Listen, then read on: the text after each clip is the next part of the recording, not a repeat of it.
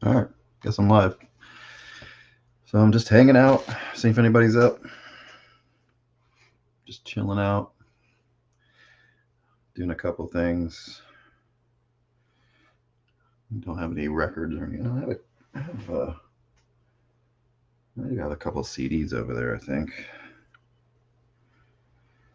But just seeing if anybody's up and hanging. Comments, banner. Yeah. So just got a couple videos I recorded, and have those out soon. Just spread them out a little bit. Somebody's up. Who's up? Is that? I don't know. What's going on, man? How are you? I just hanging out in the garage. I didn't want you to see my messy garage, so I put my cool picture. Look at this. Look how cool the effects are. If you want to come up, just I can put a link out there. I'm just hanging out and just see if anybody's around. Let's see. Copy all that. I had fun the other night there with you guys and Steve. That was a good time. Let's see. So if you want to come up and just shoot the crap, that's cool. I think we have some similar tastes, and you kind of go into the harder stuff than I do, and that's cool. We can learn. I like doing that because you can learn from different people that have gone deeper into a genre that that I haven't. So that's pretty cool. Um,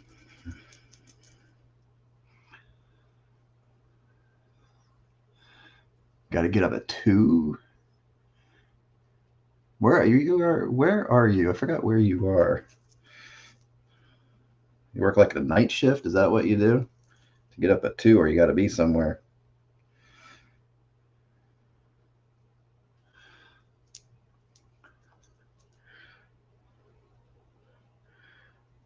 Yeah, it's funny because you were like, I was all stressed out. I'm like, oh, I got to have 5 for each category. I got to make sure I'm all prepared for the show. And you're up there going, yeah, that's what I have. I'm done.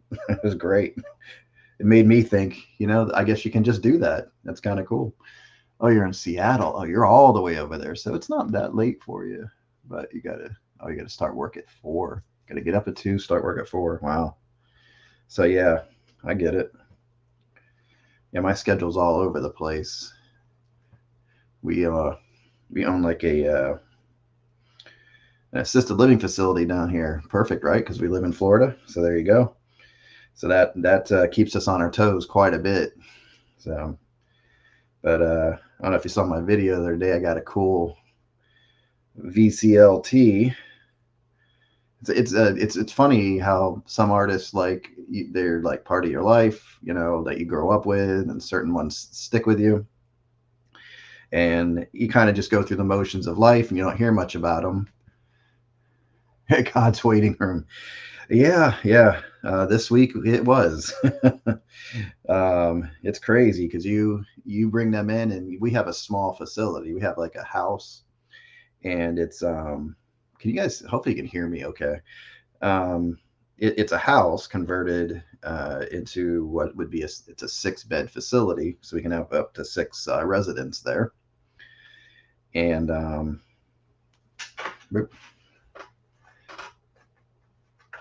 you can have 6 residents there, and you kind of, sometimes their families, they're not close, or they're out of town, and you have different dynamics and relationships, so you kind of become their family. So it's rough when you lose them, especially when they've been there a while, but you kind of know what's up. But anyway, let's get off that subject. Anyway, I was talking about like artists that kind of are in, I don't know who would be like, you're like, to me, Billy Joel, Elton John, Clapton, those are the guys I grew up with.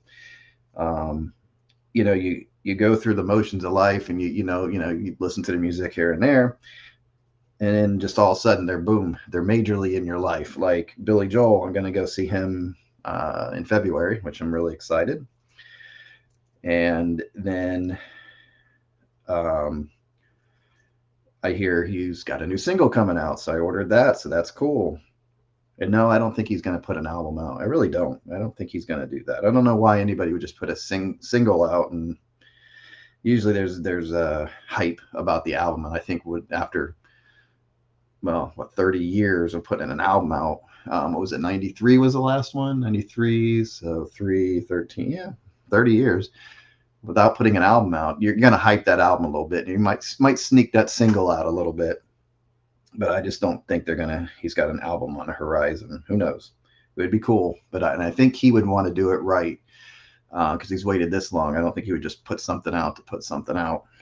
He really doesn't need to. But anyway, so you have the concert coming up, which is great. Singles coming out. I hope they're going to release it in 2 days here. That should be on the 1st, so I'm assuming they're going to put it on a streaming service. So I'm looking forward to that. So I'll have to do like a reaction video to hearing that song for the first time. And then the third thing was, then Chance. Man, it's just amazing. The dude pays attention. I don't know how he does with so many people that he's involved with, but the dude is on it. And we've talked about it a couple times. He knows I'm a Billy fan. And he knew I was looking for that Hassles album that he sent me, Hour of the Wolf. And it's amazing. It's kind of cool when somebody does that. Kind of thinks of you, of all the people in the world, somebody you'd never met before, and he took that time to do that. So, and it's not just a special album because of the fact that something I was looking for, but it's how it Chance is. It's how it came to me, So that album will be special in a couple different ways. So it's definitely not going anywhere. I like the idea of the VCLT thing. My life is so busy. I just don't have, the time to do it. I do keep it in mind, and there's somebody I do have in mind to send some stuff to. So I might actually send some of that VCLT. The VCLT thing just sounds weird because it's like, okay, you get it, so now you're supposed to pass something on to somebody else. I don't know if that was the original idea of VCLT, but it's just a cool community. I think you've talked about a lot of people. It's just, making the videos is cool, but it still keeps, how do you explain it? So like being a music collector, a lot of people understand, is sort of lonely at times because you don't have a lot of people that are in it like you are. What is up, Scott? Right? Why does your picture look? Who is in your profile? That does not look like you. But making the videos, I have a link up there. Scott, did I put the link? Yeah. If you want to pop up, Scott, I'm just chilling out, nothing major. But making the videos is cool because you get to be creative and all that stuff. That's you. What is that? Circa 1980 or something? From here, it looks like, oh man, I can't tell. You almost look like somebody out of Star Wars or something. From here, so I don't know what it looks like blown up, but so making the videos is cool because you get to express your ideas, be creative, and all that. But it's still kind of lonely, right? But then you go up on and talk with people. It's like Glenn was saying. Once you get up and start talking to people, you build that community, right? You get to know people and you get excited. And I get, like he said, once you're done, you're like all kind of riled up, in the 90s. Nice. I think you're close to my age, Scott. I don't know. I'm a 70s kid, 72. So, but yeah, this is the cool part. Just even interacting here, I like just sitting there when there's times where I can't go up on a live stream, which is most of the time. Man, half my head's missing. Where's the light? There it goes. Half the time, I can't go up, and I might get rid of that. It looks annoying. So I sit there, and it's still fun to be able, that's the thing. I'm like, why am I watching Rachel's Ghost when I have Howard Stern? And I end up listening to Howard Stern later. And the big thing is yeah, it's hard to wind down, right? Um, I forgot I should be doing this. Okay, there it is. Hello, Scott. That is me. Okay, in the 90s. Nice. Yeah, it is hard to wind down. I forgot what I was gonna say. Oh, totally lost track of what I was gonna say. That's not that uncommon, but anyway, yeah. So this is a cool thing. You don't. I know you're not preparing for the show, Scott. So if you want to come up, I have. Oh, and I've kind of been playing around with this. And I want to do a video. If you guys know Dave out there, Wyoming Dave. So I wanted to do this, but I can't get the lighting right to do a whole video with it. But when you change the background, so he was doing a video the other day, and he got up from his chair. Big mistake. So I took a screenshot of his house. So here it is. I'm in Dave's house, man. Here's Dave's closet back here. But see how the lighting's messed up? So there's no way I want to do a whole video with that. Now there's Scott. Got to bring him up. There we go. Coming somewhere. Think he's coming. There we go. Make sure. Hey guys. What's up, man? How's it going? Good. Just hanging out in the garage. Just doing my thing. I just woke up. I was taking a nap. I don't know what happened. I fell asleep. I guess because it's cold, you know. Maybe. Wow. Yeah, I'm in the garage. I just closed the garage door because it was getting a little too cold in here. Yeah. But my dog woke me up, and I let him out, and I was like, "Damn, it's cold out." I love it. Well, who's up right now? Yeah. And I was like, John's up. I'm up and running. I already got my contacts are out. I'm just hanging out with the glasses. This is me behind the scenes. This is bonus material right here. But yeah, so I'm in I'm in Wyoming. I'm in Wyoming Dave's basement. This is where No way. You see it? Oh my God, really? Yeah, so he was doing a video I don't know, a week or two ago, and he got up, and I stopped the video and did a screenshot of the of his room. So there it is.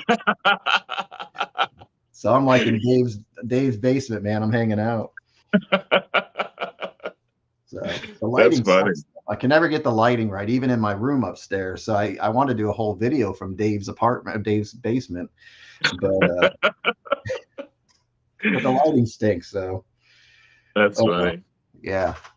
So what have you been up to? Yeah, you got a couple of videos I'm catching up on. It looks like your soul thing's kicking off.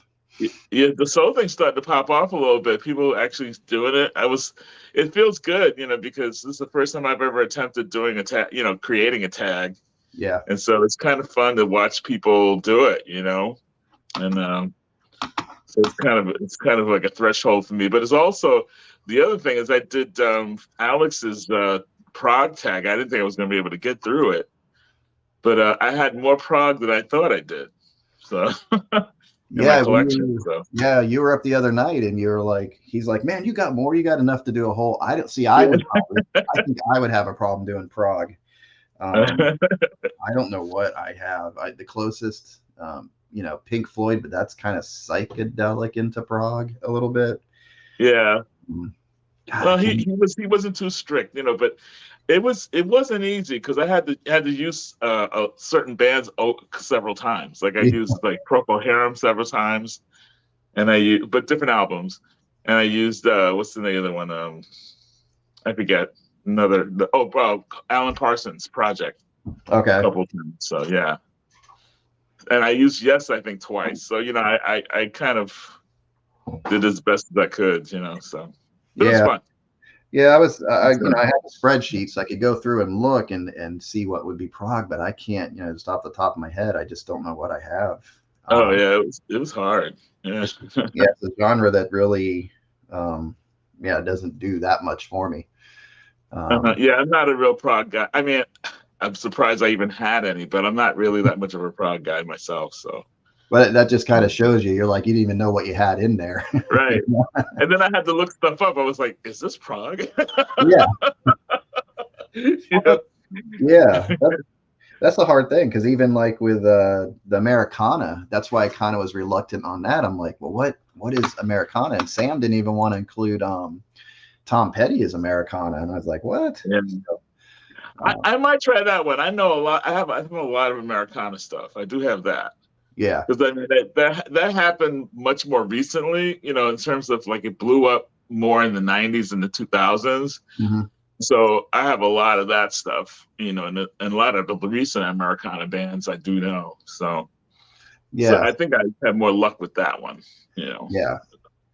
Yeah, that's definitely that's I think I would be able to do that a little bit better, but yours is on my radar. It's sometimes I get other videos that I can do quicker or it just comes to me and I just go, Yeah.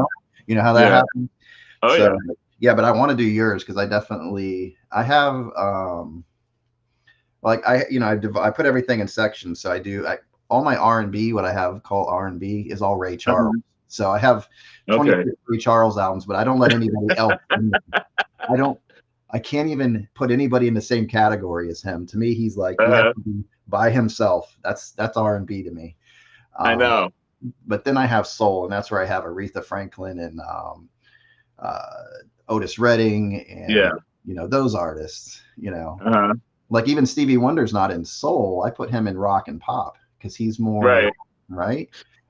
He tends to be he's such a multi-genre artist that it's really hard to put him specifically in soul, but he is a soul singer, he's a soul singer for sure. When he sings, it's soul, but his music, it definitely veers into jazz, into rock, into all kinds of stuff. So even Joe tunes even a little bit. So absolutely. He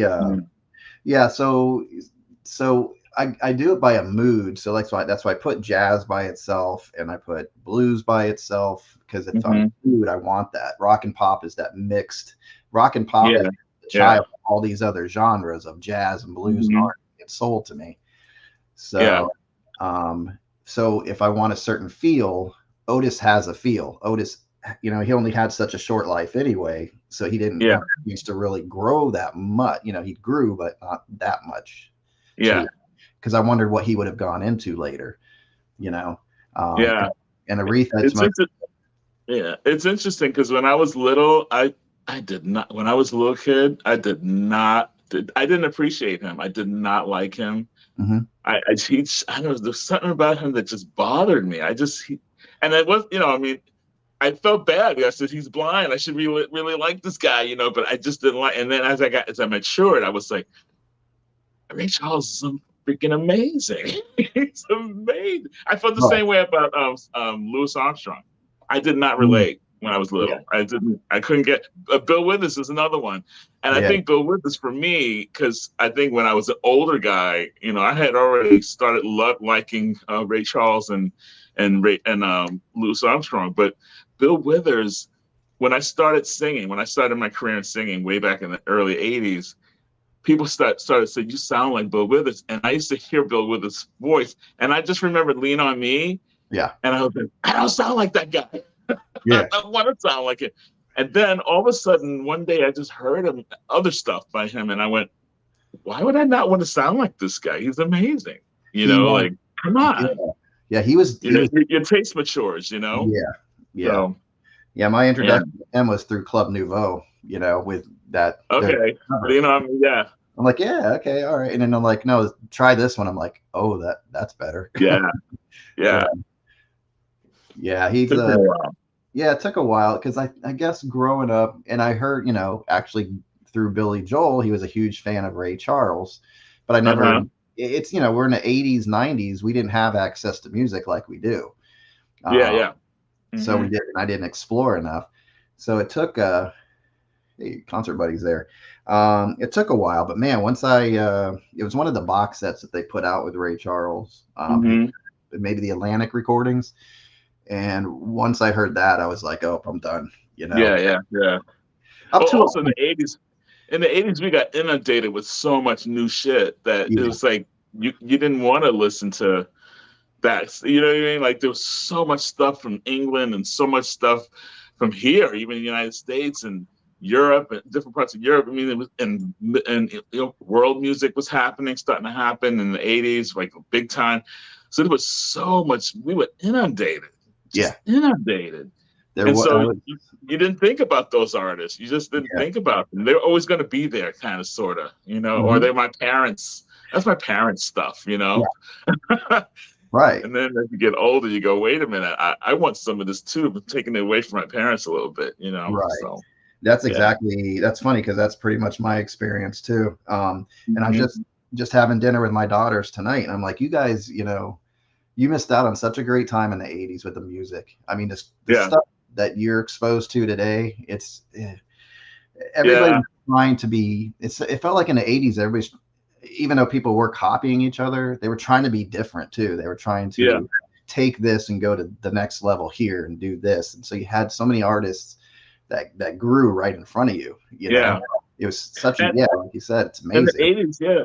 In the 80s, people were taking risks. There's a lot of risks there. There's a lot. There was some bad stuff too in the 80s. I mean, because there's some people who don't like the 80s because they focus on the bad stuff. There was some really bad stuff out there, but there was some great, innovative. I mean, come on, the Talking Heads were like, oof, Yeah. my God. I mean, you know, every time they came out with an album, we were like, what are they going to do this time? You know, it was really Right. cool. And And yeah. yeah, there's Talking Heads and the Cars and Hmm.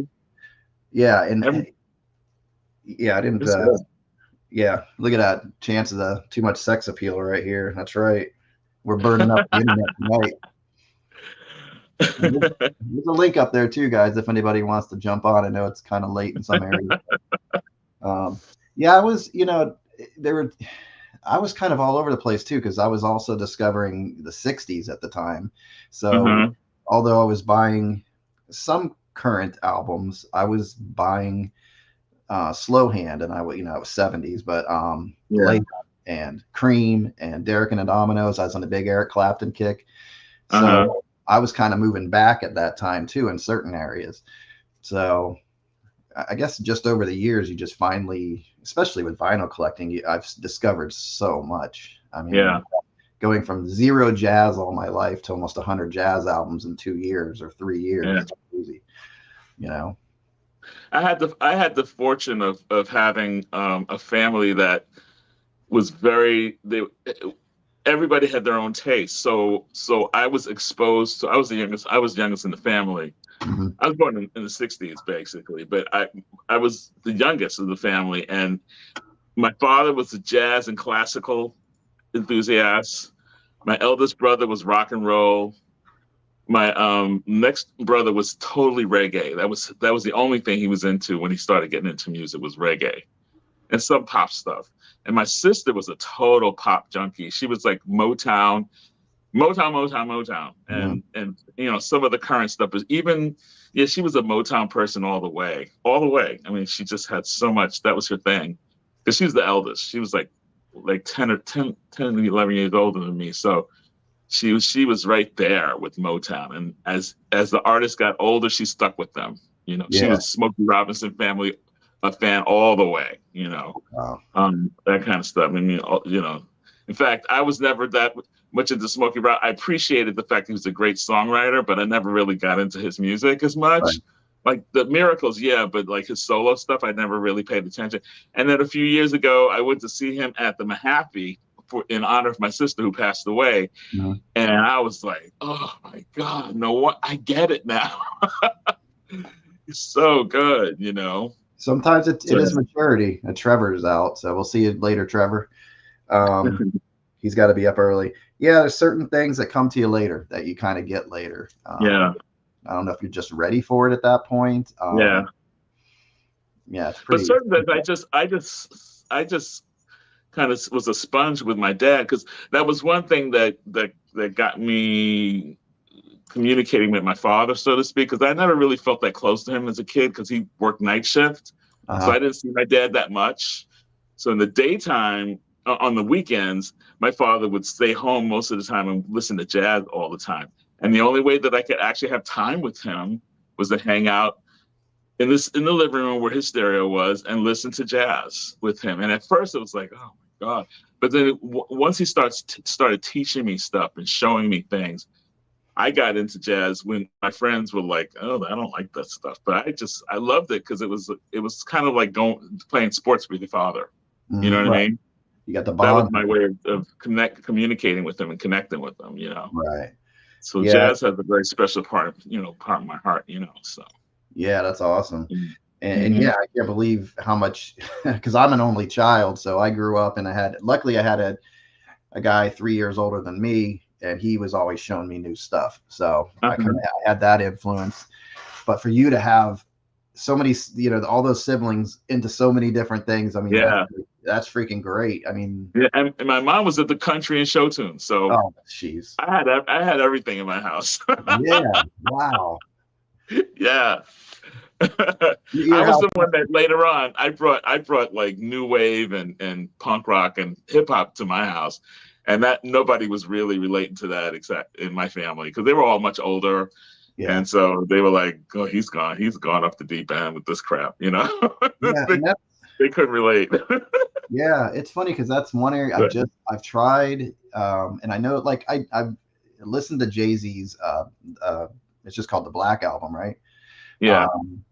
And I like that a lot because I liked, I don't know what it was. It's funny, and I like some of the Beastie Boys, and it doesn't make sense for me to like it because it's that first album where it's all the really fake hip hop drum beats. Yeah. But it does bring me back somehow to remembering what I did play, and I would turn it off. But now I'm like, oh. And then they did those 2 albums where it's all instrumental. Yeah. The In Groove or Way Out or something like that. It's about the Beastie Boys? The Beastie Boys, you know? Paul's Garage, you mean? I don't know. Is Paul's Garage also like an instrumental thing? It's a little mixture I think it's a mixture, yeah. No, it was I think the In Sound from Way Out or something. There's 2 albums and they're completely instrumental. I probably don't know those as well. I was sporadic with them. Yeah. I didn't get into them right away because they were from Long Island and they were like, it was weird because I was into the old school stuff because I grew up in the South Bronx, so there was a lot of those guys were from my neighborhood or from Queens or Brooklyn, and so I kind of like you'd see them in the street, you see them doing their stuff in the basketball courts. They would hook up to the electrical things at the light posts, and they would set up the DJ stations and stuff, and they would perform like in the basketball courts and stuff, Yeah. So you got to see these people before they were famous, and then after when hip hop started to happen and the Beastie Boys came around and they just blew up, I just had this thing like, I don't know, because it's like they're frat boy. I don't know. I'm not into that. Yeah, it's funny because eventually I started getting into them too. But at first I was like, nah, I don't like that. They're not street enough for me. They're from Long Island. They're from the suburbs. What do they know? All right. So, and it's funny. I always look at you as Florida guy, but you're not, obviously. No. And it's funny because my wife is the same way. She's from Queens, and she's like, Long Island. That's not New York. That's not part of it. No, that's the suburbs. They have to drive into the city. They have to drive. That's not. Yeah. So it's funny. I've been with her. Yeah, we've been married over 25 years now. So every time it's like, nah, that's not. Still, she hasn't been in New York in I don't know how many years, and still now, Long Island now.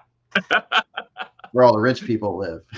they even talk differently, Yeah, different accent. Totally different, yeah. Yeah, it's like almost like they're from another planet or something. Yeah, you guys are concerned, I don't know. I guess we don't really have that around here. It's so different because I love going to New York and I'd like to go back again. I love the Washington Square Park area. I love that. It's just a feel, even if you have a lot. Yeah, it's a lot of memories in that area. Yeah. And I miss Central Park because that was my place. Yeah. That's nice. It has so many different areas you could go to, and it was different in every section. That's what I love about it. Yeah. Yeah, like right there where like FEO Schwartz used to be.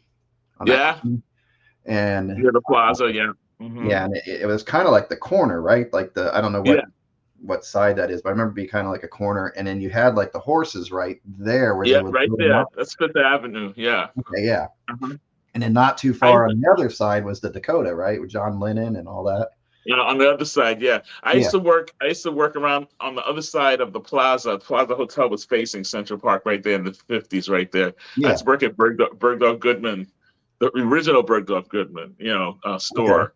And I used to actually have lunch right past in the benches past where the horses are. We used to actually like have our lunch and smoke pot Nice. and go back to work. Hi. Those are the days right there. Now Oh yeah. was that like 80s, 90s when you were kind of like in there? At that point, it was the mid '80s, I guess. Mid Okay. '80s. I was going to school and I was working part time at Bergdorf Goodman. Yeah. And this girl that I used to hang out with, she used to go, "Let's go outside. I got some good vibe. Come on, let's go." There And you she go. worked in the cosmetics. She worked in the cosmetics place. She was a really beautiful girl, and we used to go in there we used to go, and she would come back. She couldn't handle it. She'd be laughing the whole time. Like, you gotta chill out. We're gonna get fired, You man. get caught, yeah. Chill out. I remember days like that. Yeah, we grew up in so we worked my late teenage years. We worked in a grocery store. Uh-huh. And yeah, there was some nonsense going on over there. I mean, even right in the I worked in the freezer area, and we would go in there. We did it in there one time, real smart, right? Because we closed the door. We're like, Where's it gonna go, right? Yeah, forgot about the smoke part. It was like a damn Cheech and Chong van. When we opened the door, it's like, so yeah. After that, we just went out to the loading docks in the back, and that was it. Those are fun days. So those are really fun days. I know. I was like, Didn't have a care in the world, Yeah, it was funny. It's like you would get to know customers or something, and yeah, come in, and you're underage, and they'd go in. You go, "Hey man, can you get me like a 12-pack or something?" And he's like, "Yeah. Give me the money, throw another 5 or 10 on top, and we're good." We used to just get and go home. Fun stuff. Yeah. But yeah, that I love that New York area, man. I'd like to. It's been so long since I've been there, but it's been like 7 or 8 years for me. So yeah, I stopped. Well, when last time I was in New York was when my mom passed away, and I haven't been able to face it since then. So my brother still lives there. One of my brothers still lives in the city, and but my brother's like a real hermit / pack rat kind of guy.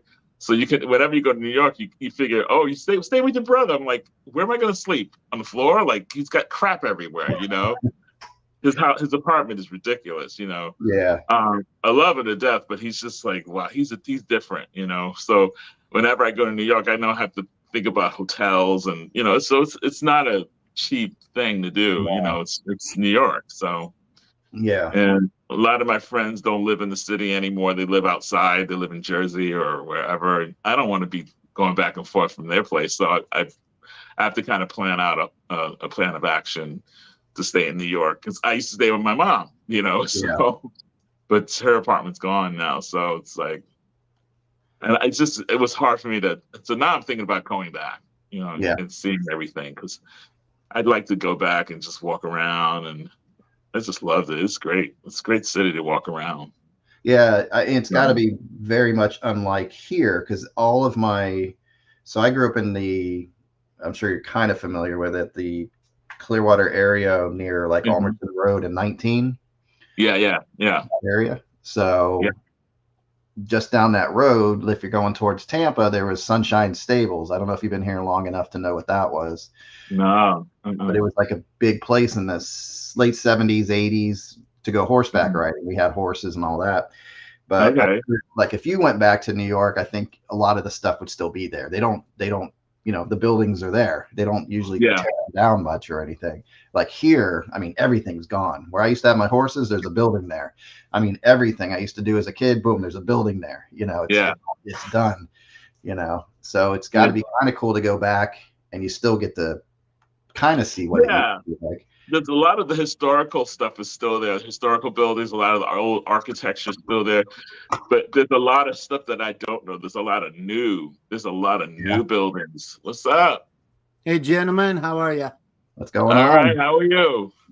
I'm fine, thank you. You know, I've never actually listened back to one of these, so I don't know if my mic sounds all right or not. Does it sound okay? Sounds You good. sound good. Okay, Sound good. You wasn't got sure. the best lighting and the best sound out of all of us. Yeah.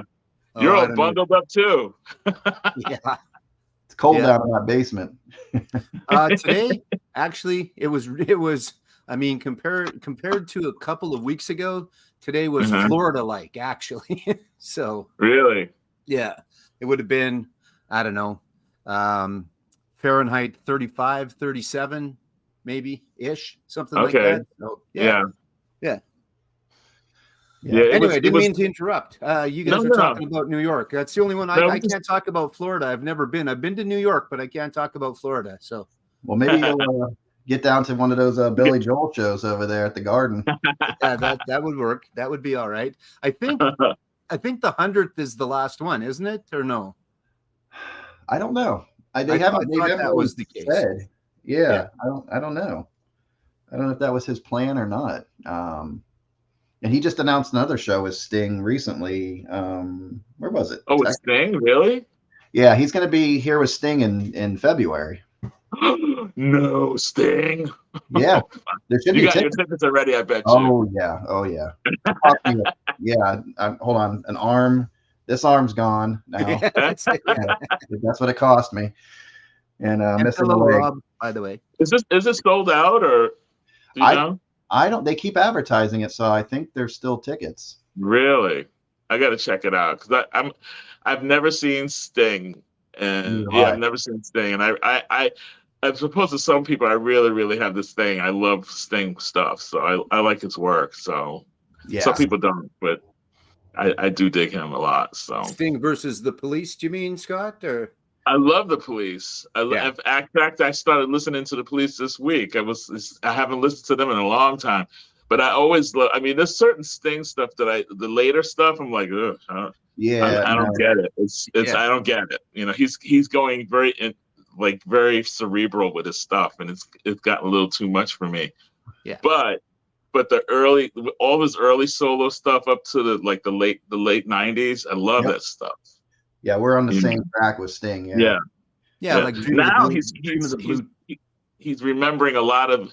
He's gotten very English, I think, and you have to understand that kind of stuff to get into what he's doing now. It's very specific, and I have a hard time getting it. I appreciate it, but I have a hard time getting into it. Yeah, there's just not enough there to me. It's kind of like he's on an even plane right now, kind of. Yeah, it's like he's doing almost like to me it sounds like Muzak almost. Yeah, he's pretty close. It's strange. Yeah, and I know it's not. It's just for me. That's what I feel. Yeah. I was such a huge Police fan, and then it was obviously different. And I mean, it was still very good. I still appreciate everything of his solo, but I'm just I don't know. And then I haven't really listened to anything beyond like Dream of the Blue Turtle and stuff like that. So yeah, I like. There's And I respect the guy as an artist. I expect he's all around pretty talented guy. I mean, he can even act. I mean, I just watched this movie that one of my favorite movies from the 80s with him in it called Stormy Monday. Yeah. With Tommy Lee Jones and Melanie Griffith and Sean Bean. It's a film noir film. It's a film noir. It's very dark and kind of violent. And he was really, really, really good in that. I mean, he's like a club owner who's really tough, and really cool. And Tommy Lee Jones plays the villain like nobody's business, Yeah. And Melanie Griffith was at her sexiest, I think, in that film. Oh my God, she was gorgeous. Yeah, for sure. Yeah. So you'll be happy to know, or not happy to know, I guess, depending after you watch it. I filmed my Soul Tag yesterday, so it comes out really? tomorrow. I think I've got it scheduled for tomorrow. Yeah. Oh, cool. Yeah. Cool. I got a lot closer than I thought I would. You start to think about it, and it's like, oh yeah, I got lots of that stuff actually. So I think it'll be okay. It might be. There's probably not going to be a lot you're not familiar with, or I think in general. You never know. Never know. Yeah, that's right. You never know. There's stuff curveballs.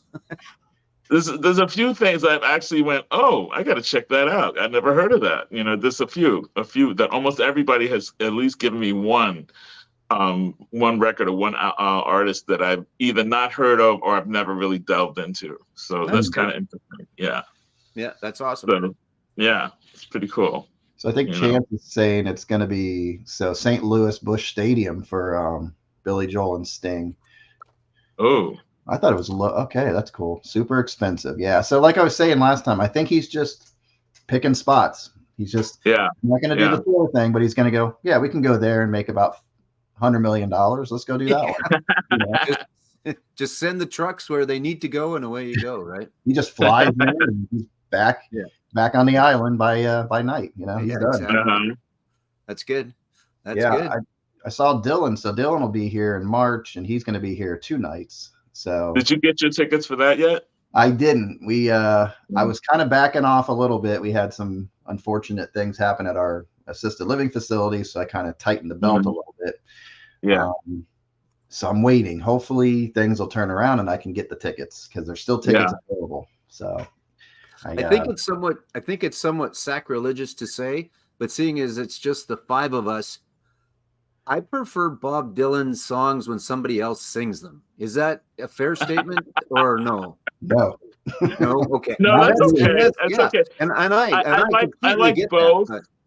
I like both. I have this thing where when I was younger, I only knew like the standard songs from him, and so I appreciated them coming from him because back in those days, nobody was covering him back then. Right. He was just doing it, or every once in a while Stevie Wonder would do it, like Blowing in the Wind or something like, you know what I mean? Yeah. But most of the time, most people didn't cover him back then. And then I think I told the story somewhere before that guy that I used to work with at this music school, he was a total Dylan fanatic. He had every album. He had books and all kinds of stuff. And one day he came up to me and goes, "Hey, Dylan's coming to town." I said, "Okay, that's cool." I didn't care, And he goes, "We're going." I go, "No, we're not. I'm not spending money on." He goes, "No, I'm buying you a ticket, man." I'm like, "Really? No, you don't have to do that," because I didn't want to go.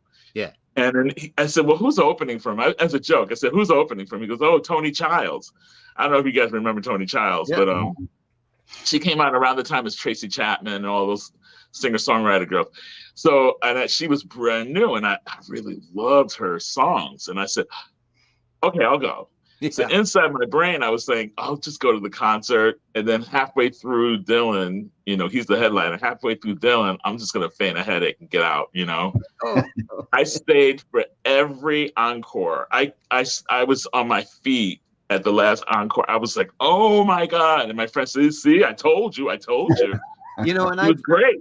I don't know. I guess it was in the 80s, though. That was the 80s. Yeah, and I've shied away a little bit, so maybe I just have to give it another chance, because if he's singing with the Traveling Wilburys, I have no problem with it. And stuff like the Hurricane, I really enjoy that. So I don't know. Maybe there was a phase that I went through where again I never disliked him by any means. I just preferred when other people sang his songs, but. Maybe I'll go back and give it another listen. Yeah, sometimes his attitude in his songs is what makes it. You kind of have to allow yourself to forget the fact that he doesn't have a great voice, and you just listen to his attack and the attitude.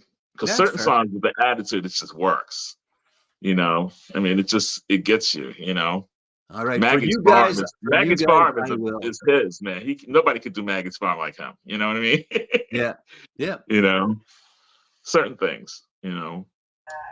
Yeah, for me, So if you try "Oh Mercy," right around there, Infidels, try that. Yeah, those 2 albums in the 80s there. In there, yeah. And then "Time Out of Mind" was 90s, I think. "Time Out of Mind" is really good. That's a good record.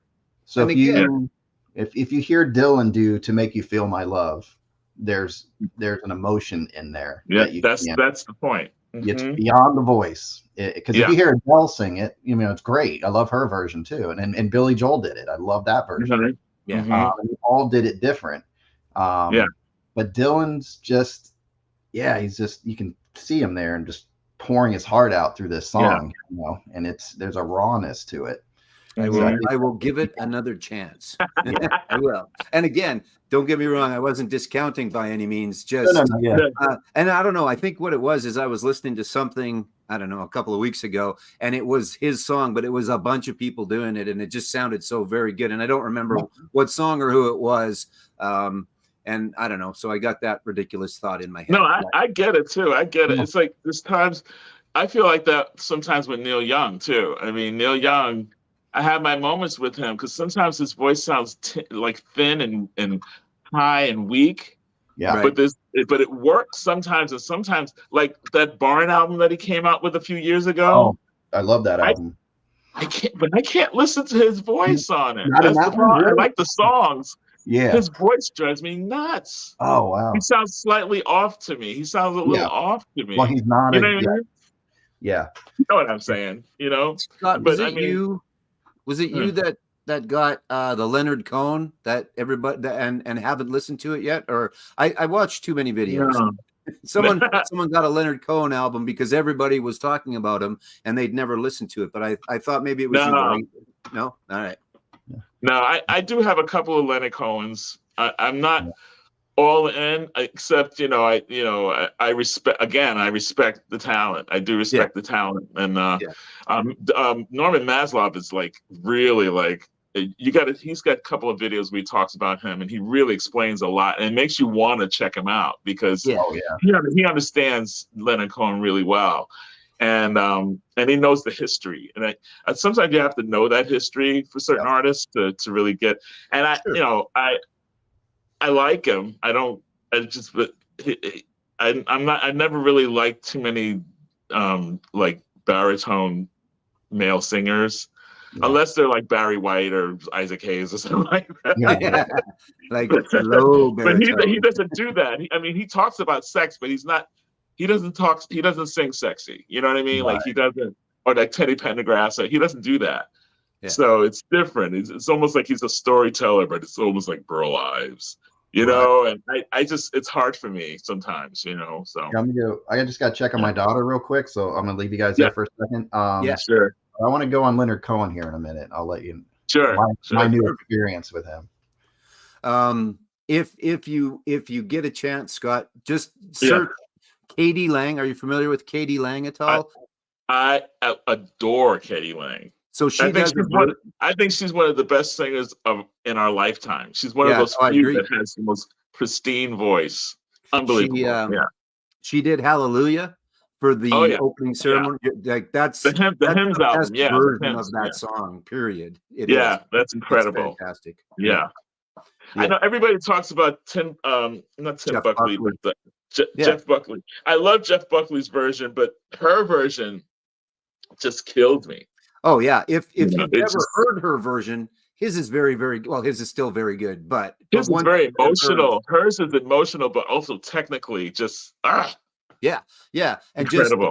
Especially if you watch the video, the crowd around and just everything, and up on the stage and that. Yeah, it's pretty amazing actually. So. Well, she's the kind of singer, I'm a singer, but she's the kind of singer that if you were to be on a show with her and she sang before you don't want to follow her. No, good. You just don't want to follow her. She's got, her voice is just like, no one wants to hear anything else once they've heard her. Yeah, and it's been a while. It's been a while since I've seen her. But... I've seen her in concert a couple of times, and you just get chills with that voice. It's just...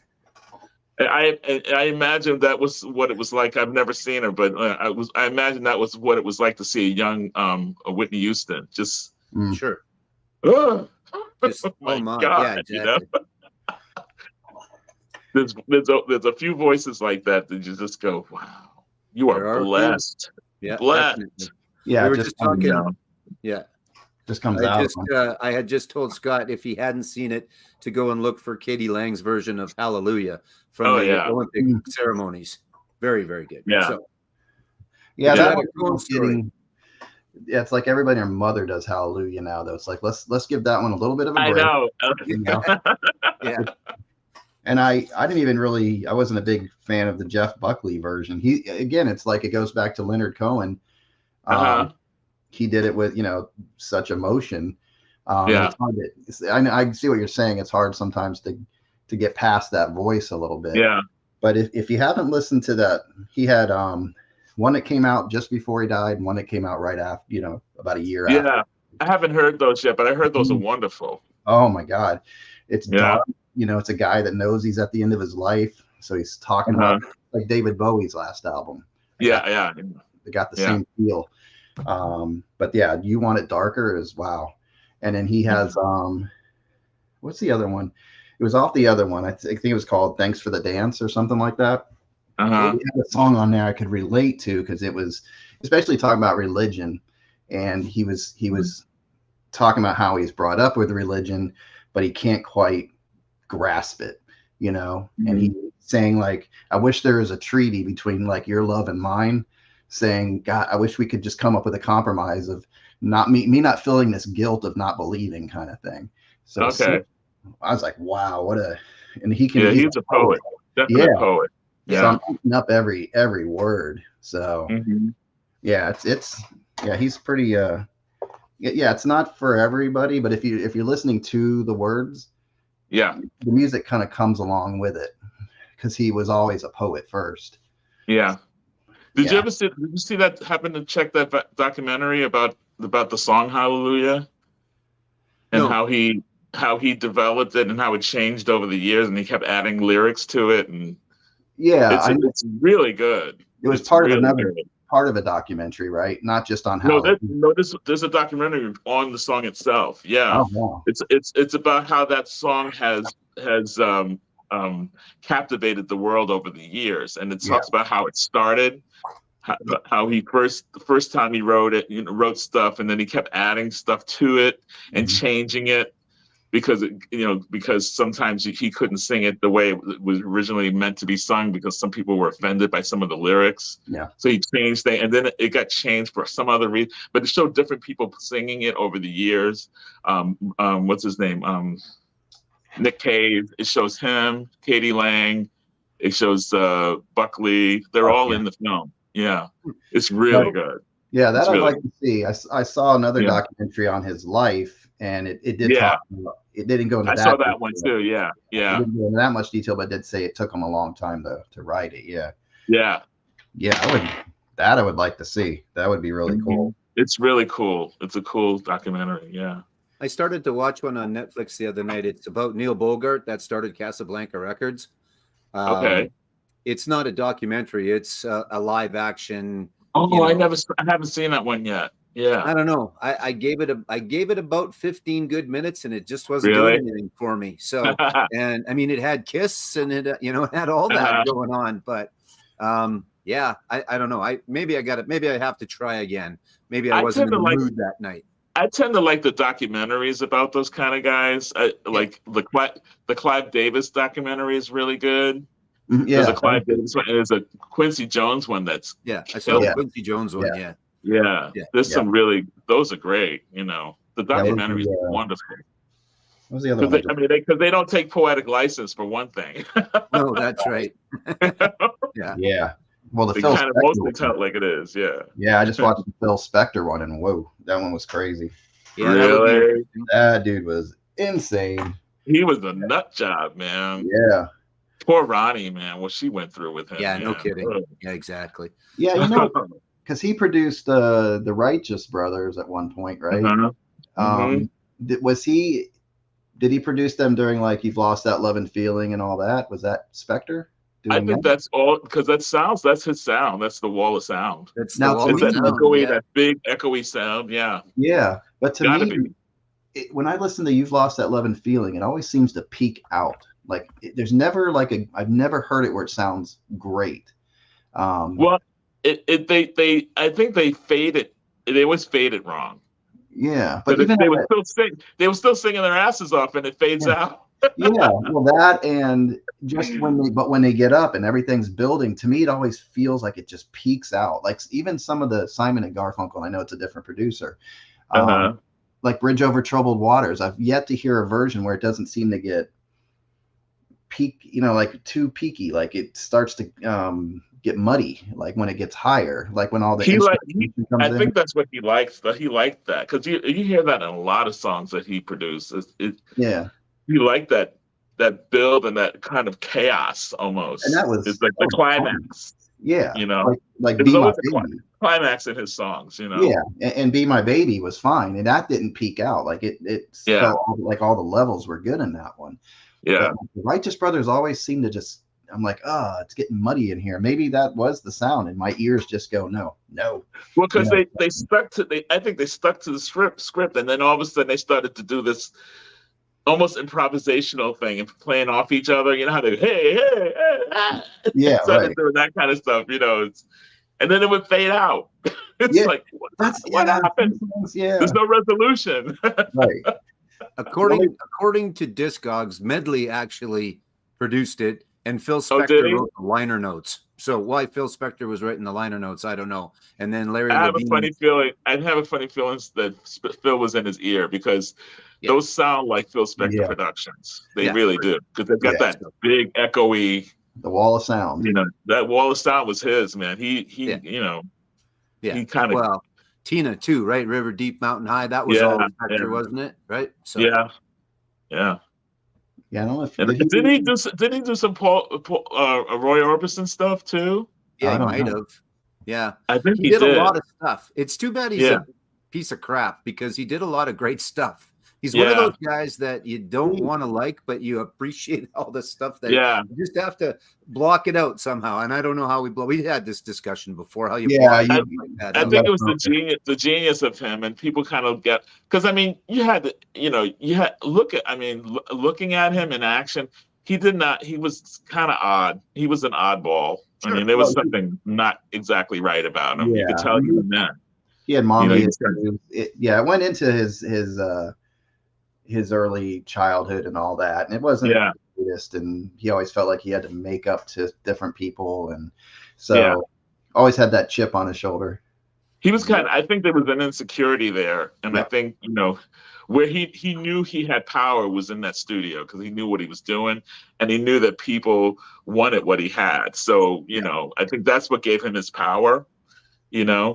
Outside of that, I don't think he was very secure, probably. No, when he had that gun, shooting that gun off in the. I mean, he got some great people as well too. Like Ronnie could have sang the Phone Book, and it would have sounded good. He just made it sound that much more, I think, as well, right? But there was definitely talent there. I mean, no doubt. All those women that he had there. What's her name? Love. Yeah, Darlene Love. Darlene Love.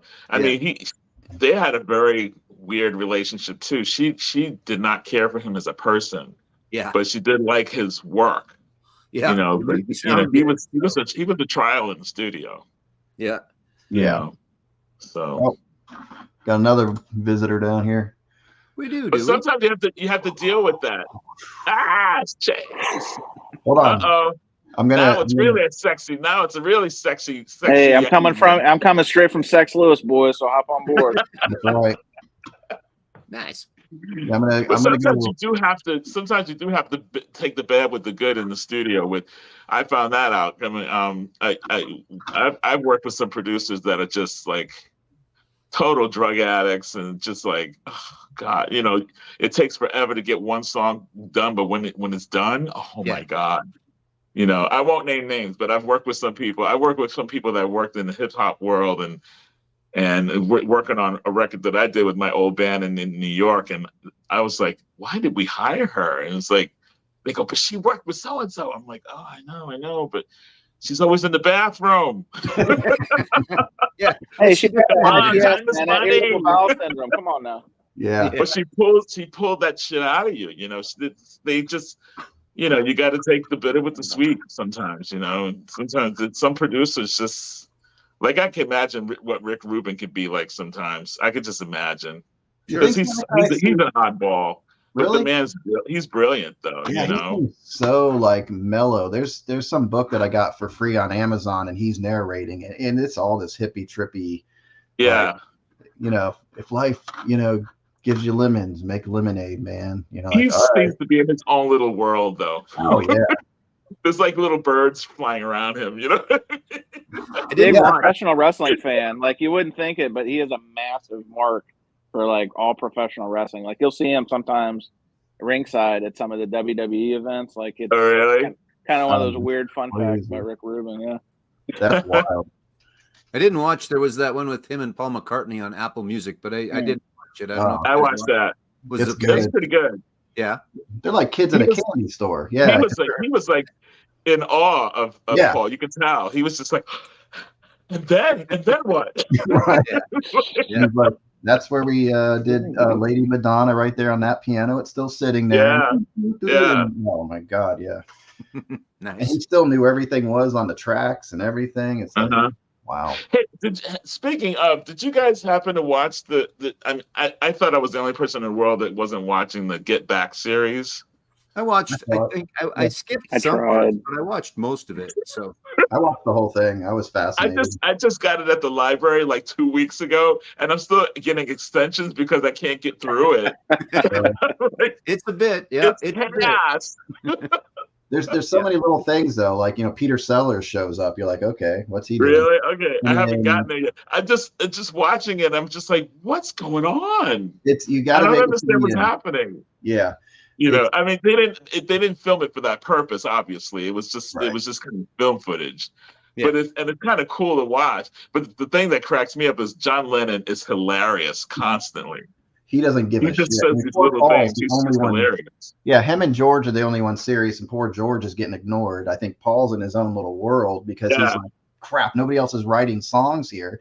And it's confusing when you watch it because you're like, wait a minute, they're talking about Abbey Road songs. What the hell's going on here? That is very at first. But this is Let It Be, and you realize they were recording all that stuff at the same time. Let It Be was almost like the scraps, like the leftovers. Yeah, it took me a little while to wrap my head around that. Well, I was wait like, a second. I'm looking. What gets me is just people showing up and coming on camera and like, who's that? And then they're gone. It's like, who is that? Right. And then you see all of a sudden you see like Yoko Ono's eating like a little sandwich. Yeah. And then she's knitting. Yeah, doing her thing. Yeah, and Ringo just sitting at the drums having a smoke every once in a while. That was Ringo just wants to play. That's all Ringo wanted to do. But the best part was with Yoko doing her thing, and Linda McCartney's daughter is watching her, and the kid's just like, "What the hell is that?" And she's like, "What?" And the kid was very polite, probably very English and proper, and but she was like, "What? I want to say something, but I'm not saying something." That alone is like the best. They must. I have to get through it though. I have to get through it because it's like I'm a John Lennon guy all the way, and so seeing him just hanging out is just fun to watch him. Oh yeah, he's such a goof in that. And then don't forget you get Billy Preston that comes into the picture towards the end, and that's when I swear when he comes in the room, all of a sudden this music like whoop, and they're all like, "Okay, what's he doing over there?" Yes. Yeah, they had such respect for him, for his work. He breathes a lot of life into the whole thing all of a sudden. Yeah. It's like, oh yeah. Didn't that happen though when Clapton was on the White Album sessions though? Like didn't they kind of feed off of his energy for some of the songs? I don't know if it was as big as Preston because Clapton just did like that one song, and I don't know if they're really welcoming him in or not. It was kind of a weird vibe where Billy was like, oof. You could tell they love Billy. I mean, he's in the concert on the roof, right? Yep. Isn't he in that? Yeah. Yep. Uh-huh. They hardly ever did things like that, letting somebody else come in there and do it. Right. I mean, how would you not have Billy Preston play for you? I mean, come on. The guy was a maniac as a child, man. He was a child prodigy. Unbelievable, man. So not to have you repeat, but I was finishing just listening to an album and listening to you guys at the same time. You were talking about Me and Mrs. Jones. I can't remember what you were talking about. The gentleman that sings that song. And then there was some Bill Withers you were talking about. Oh no, we were talking about Bill Withers. Yeah. Is that what you're talking about? I just missed what you said. So no, we would just talk. Oh, I was talking about I brought up Bill Withers because I remember when I was a young guy starting out in singing in the music industry, people were saying that I sounded like Bill Withers, and I was really, I had a real issue with that because I didn't want to sound like him, you know, because all I heard was "Lean on me." When I strong, I was like, oh, I don't want to sound like that. I don't sound like that. Yeah. No. I want to sound like Stevie Wonder. You know what I mean? Yeah. But I wanted to have that brightness, you know. Yeah. And I felt like at that time I didn't really appreciate. Again, I was not mature, you know, and I just thought that Bill Withers had this lazy Southern lazy voice, and I didn't like it. This is a Beatles pro right here, hair bear right here. Yeah. Oh yeah. So, but now, Scott, now to be compared to Bill is okay, right? Oh, it's cool. It's more than cool. That guy was a monster. He was a monster. Yeah. Incredible. I think he doesn't have as much catalog as some of these other songwriters, but I put him up there with Bob Dylan and all these people because of the power in his simple songs. His songs are so simple on the face, but when you hear them, there's so much depth in his songs. It's just like, you know, Grandma's Hands and I Want to Spend the Night with You. These songs are just like, oh, what's the one? I can't write left-handed. Yeah, you know, oh my God, incredible. Yeah. You're believing him when he does that live, and you're listening to him. You're like, wow. Did you ever hear the live version of Grandma's Hands where he talks about his grandmother? It's hilarious. Isn't that on the Bill Withers live? Yeah. Yeah, the Bill Withers live album. He talks about his grandmother for a full 3 minutes. He talks about her in church and all that stuff, and it's really funny. And then he goes into it, and you want to cry because you can tell that he's missing her. You know what I mean? Yeah. It's really good. Yeah. Yeah. He may or may not. Well, no, he will come up in my tag. For sure. You'll see. He should. I don't want to spoiler it for you. So yeah. Yeah. I like I said, I was not mature. So there's a lot of people that I did not appreciate until much later. Sure. We all have that. I didn't appreciate Frank Sinatra until much later. I just those corny old guys on TVs drinking and smoking, and you know, those variety shows. Yeah, there's a cheese factor to it. But I think we matured and were able to slow down. Yeah. Before it was like, give me the music, give me the energy, give me. Well, you know, we come from a time when everything was much more like fast, and I mean it's even more fast today. But I mean, it was when we were. I think when we were, we can all say that when we were watching music even, and listening to music and seeing video, it was so much faster, and even the artists were just more sophisticated. There was a more sophistication how they were putting them out to us. You know what I mean? Yeah. Whereas the other ones, you know. People, you know, these guys, you know, the Rat Pack, you know, you see them on like, you know, variety shows on Merv Griffin or whatever, and they had the roasts and all that, and it was something very like Hollywood about it, you know. So I never really connected to that because I just thought, oh, that's so Perry Como, you know. Yeah, very, you know, very I didn't realize, you know, these guys was I think though, killing it. If now we could go back and be in some of those Las Vegas shows with those guys. Man. Wouldn't that be so good now? Before we would have been caught dead. Well, but yeah. I mean, like even Sammy Davis Jr. Sammy Davis Jr. was a monster on stage. He was a tiny little man, but he was a monster. Well, he was, and he had something to prove, right? He had to get out there. And, but I mean, I never thought of him as that kind of a singer, and then I started listening because you know you're so used to hearing you know Candyman and Mr. Bojangles, but that's nothing. That's nothing. I mean, his catalog is it's unbelievable. The stuff that he's done, unbelievable, and he's done Brazilian stuff. He's done some really good jazz, just amazing. The guy was. Harry brings up a good point. I mean, I'm certainly familiar with the name Lou Rawls, and I'm sure I know some, but to know it off the top of my head, I don't. I can't tell you one right now. I can't even tell you a big Lou Rawls song, but I know the name, and if you played me one, I know it. Well, his biggest hit for most people is the disco one. You'll never find. Yeah. You sound much better singing it than I sound singing it. So, but if you go back in the day, his earlier stuff, I mean, that's a really good for disco. That's a great song. But I mean, his earlier stuff is he's on the level of Etta James and all these people. You know, he had a great catalog of songs. You know, what's that Dead End song about the Tobacco Road? And all those kind of songs. He was good. You know, he did stuff like what Ella Fitzgerald did. He would do songbooks too. He would do like a Sinatra songbook he would do all these, and he was good at it. I've seen him a couple of times live. I saw him before he died a few times, and he still had it. The guy he was a suave crooner. You know, he was really, you know, had that deep voice and very, very confident and just cocky and, you know.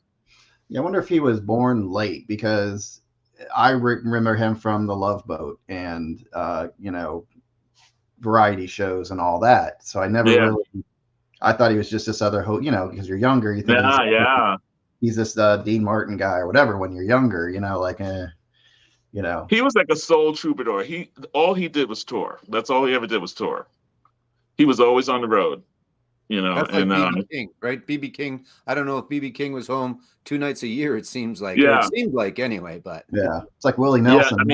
Yeah, his Blue Roll Sunset. I only saw him every once in a while. You know, and he, you know, there was a darkness to him because he was not very good with his wife and son. He beat them and stuff. He was not a good guy that way. Yeah. So his son, you know, his son talks about him like kind of fondly, but also he says there was a dark side to my father, and you know, you had to watch out for him sometimes. But you know, he was hardly ever home too, so you know, they're probably glad that he was never home. Probably thankful. It was probably safer for him to be on the road. He'd been through a lot through his life. I mean, he lived the typical Southern backwoods life as a child, so he'd seen a lot of stuff. Like James Brown saw a lot of shit when he was really young, you know, lynchings, and so there was a lot of pent up anger in him. You find that in a lot of artists of that, you know, all that Jim Crow stuff. Yeah, Little Richard, same thing, right? They've seen a lot of shit, so it comes out in the music, but also it makes them a flawed individual. Same thing with even though he was a little bit more elevated, but he's seen a lot of stuff too and been through a lot.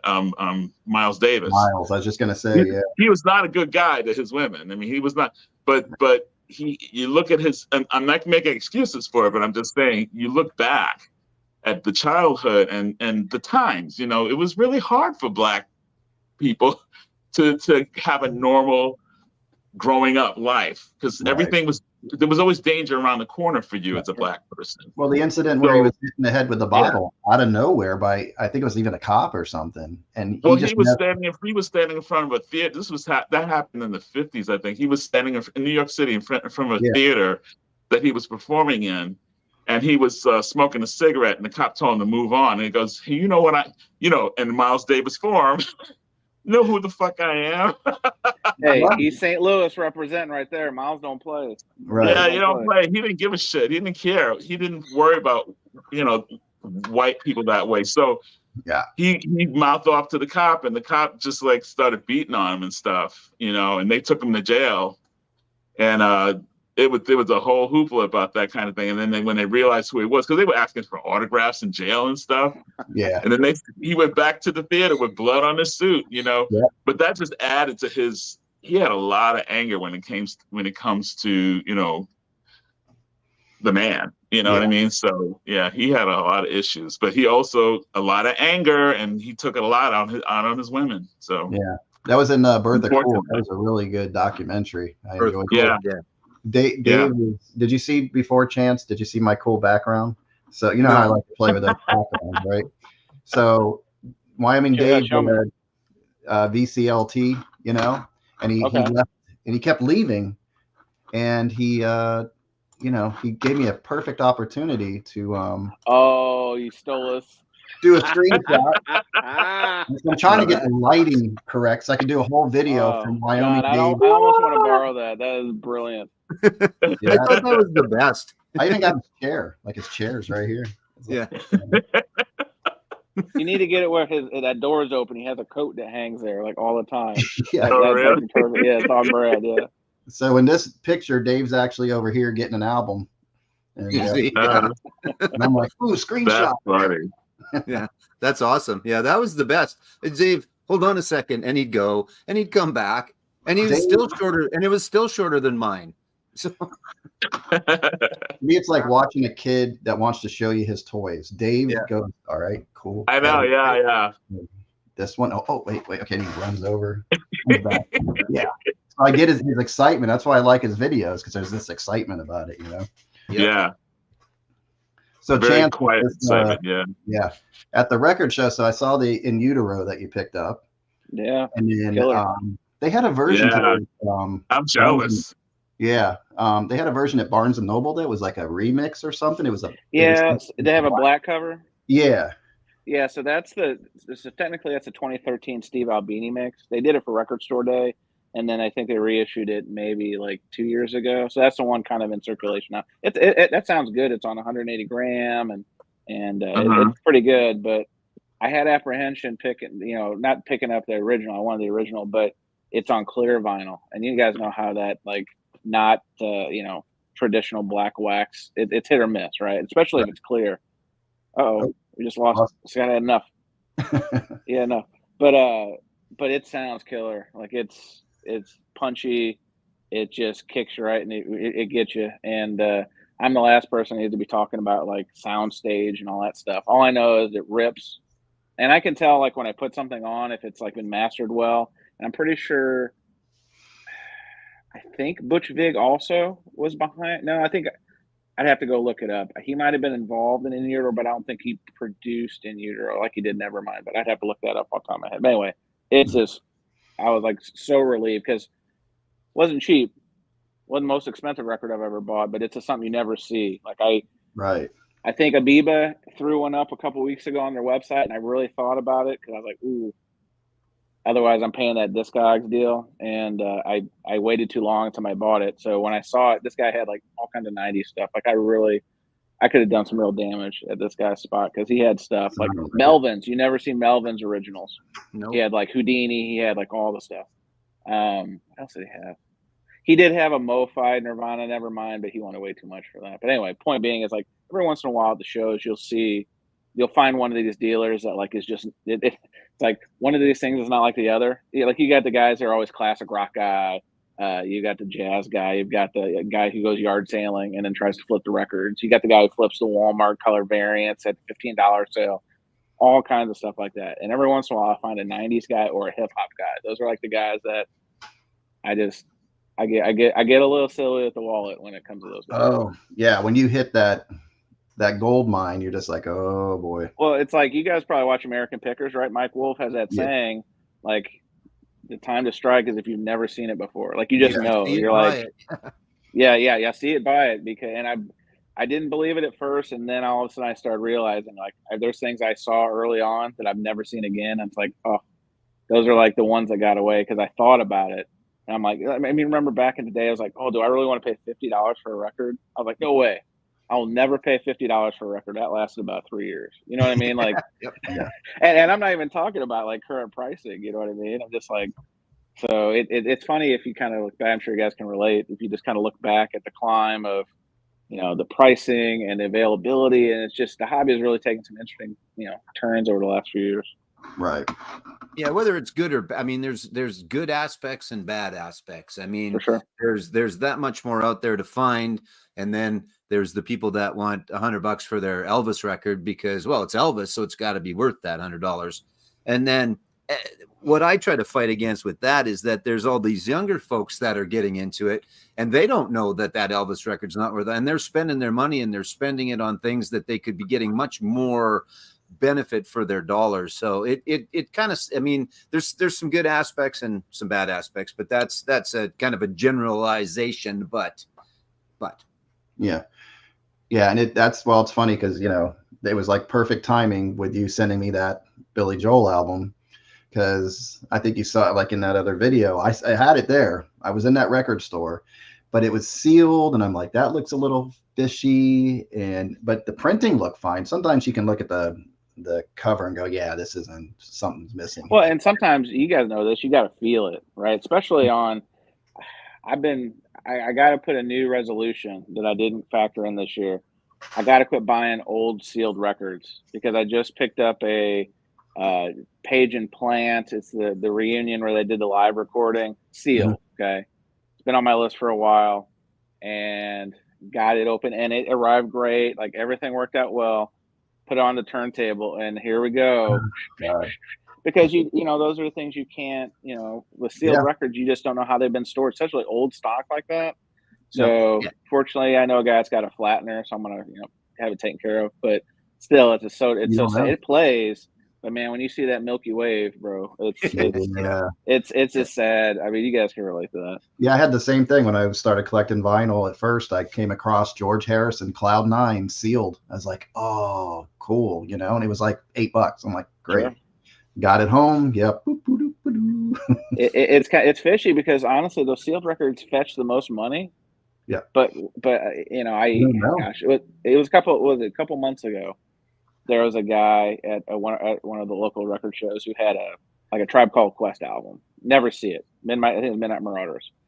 And I did all my research. It was sealed. I couldn't tell if it was an original or not. He was thinking it was original. He's like, everything we've looked up, even people from the shop, we believe this is an original because he had original price on it. So I've got him down a little bit, and it was sealed. And wouldn't you know, got home, and you know what it wasn't? It wasn't an original because then I could see the Matrix information, and it was a repress from like 2003. Okay, yeah, but same thing. Open, and the worst part of all, paid an OG price, wasn't an OG. Put it on the turntable. Here we go again, boys. Milky Wave, and I'm like, I just rookie mistake. Yep. Whenever there's so much doubt and you can't put eyes and hands on something like that, you got to walk away. It's like the casino. You just got to know when to walk away. You do. But we don't, though. That's the problem, is we don't. Because if that comes up again, you'll do it again. I'll do it again. Maybe, right? Maybe. I got to remember. I got to remember these times I stubbed my toes. So the next time this happens, and I'm like, oh, here's I don't know, Billy Joel Stormfront with the hype sticker sealed, you know, or something like that. And I'm like, I'd rather what happened last time, dummy. Yeah. I'd rather have it open. It depends on that. It depends just how OG priced it is, I suppose, too. Sure, right? Sure. So, well, and that's a gamble you play with, like internet buys too, right? Yeah. You know, because even if they're not sealed, these people who say it's VG plus or the people that make up their own grading, VG plus, excellent, you know, like there needs to be. I think we've talked about this on Surface Noise before. It's like we need standardization in grading, and we need everybody because. There's the Goldmine standard. There's the Discogs who leans on the Goldmine. There's Rockin' Records is another, you know, kind of grading thing. We just need standardization, and we need people to follow it because if you buy something online, that's another gamble. You're hoping that they know what they're talking about. Sure. Yeah, I don't know. So Harry, this is a good question. No, right? A lot of cases, yes, but the scan pulled up repress, and an original. Had the same numbers, had the same album index on the spine. And it was sealed, so the only true way would be to look at the dead wax. And unfortunately, without opening up, and I even asked, here's what I should have done, honestly. I should have said, look, OG, I'm making this up. OG, he wanted 75, and the repress, which it was, goes for like 30. I should have said, look, man, I'll give you $20 either way. We open this. And if it's the repress, I'll give you the other 10. And if it's the OG, I'll give you the 50. You know what I mean? That's really what I should have done. And so that way, like, it protects him, and that way it protects me. But instead, it was like, ooh, I was really hoping, and guess what? And then, like I said, the Wave City was just like, it was the cherry on top of the shit sundae. I gotta be honest. And if the guy's reputable, that's a fair deal, right? It's like, okay, if this is what it is, not a problem, because you were going to pay that, and you did pay that. If it's what it is, I will pay you that. But if it's not what it is, and it's still okay, but it's the repress, I'll pay you this. And the guy should be okay. Because he knows what he paid for it too, right? Well, that's the rub too. Well, the really funny part is, like, after I bought it, he wanted to take my picture for like his social media holding the record. So when I got home and opened it and realized it was the repress, I sent him a note and I was like, hey man, turned out to be a repress. You know, not too sore at you about that per se. Please do not put a picture of me holding this record looking like a laboon holding a thing, which I think I'm pretending is an original, and it turns out it's the repress. That'd be ridiculous. I'll tell you guys a story. It's not record related, but it's unopened related. In town here in Regina, there is a young guy. His dad passed away, and in his house, when he was cleaning it out, he found a 1980s box of O-Pee-Chee hockey cards. Yeah, like a full box. So it's got 1,000 cards or 10 boxes of 100 or whatever. I can't remember the number, but that was Gretzky's rookie year. So in theory, there's supposed to be at least 20 Gretzky rookie cards in this full unopened mint in theory box. And so the bidding right now is at $1.5 million because each Gretzky record, each Gretzky card mint condition could go for $1 million. And if there's 20 of them, so yeah, it's kind of cool. I mean, you could end up with one. You probably won't. You could end up with 20. So it'll be interesting to see how that plays out. If the person that wins it then actually opens them and cracks every pack and just goes looking for the Gretzky ones, but it's kind of neat. I know it has nothing to do with records, but it's something unopened, I guess is the no, thing. It's true. I always think, because I used to collect trading cards when I was younger, and I know a little bit about the hobby today, and yeah, the what they call it, pack crackers or whatever, the ones who literally will film themselves opening sealed dead stock.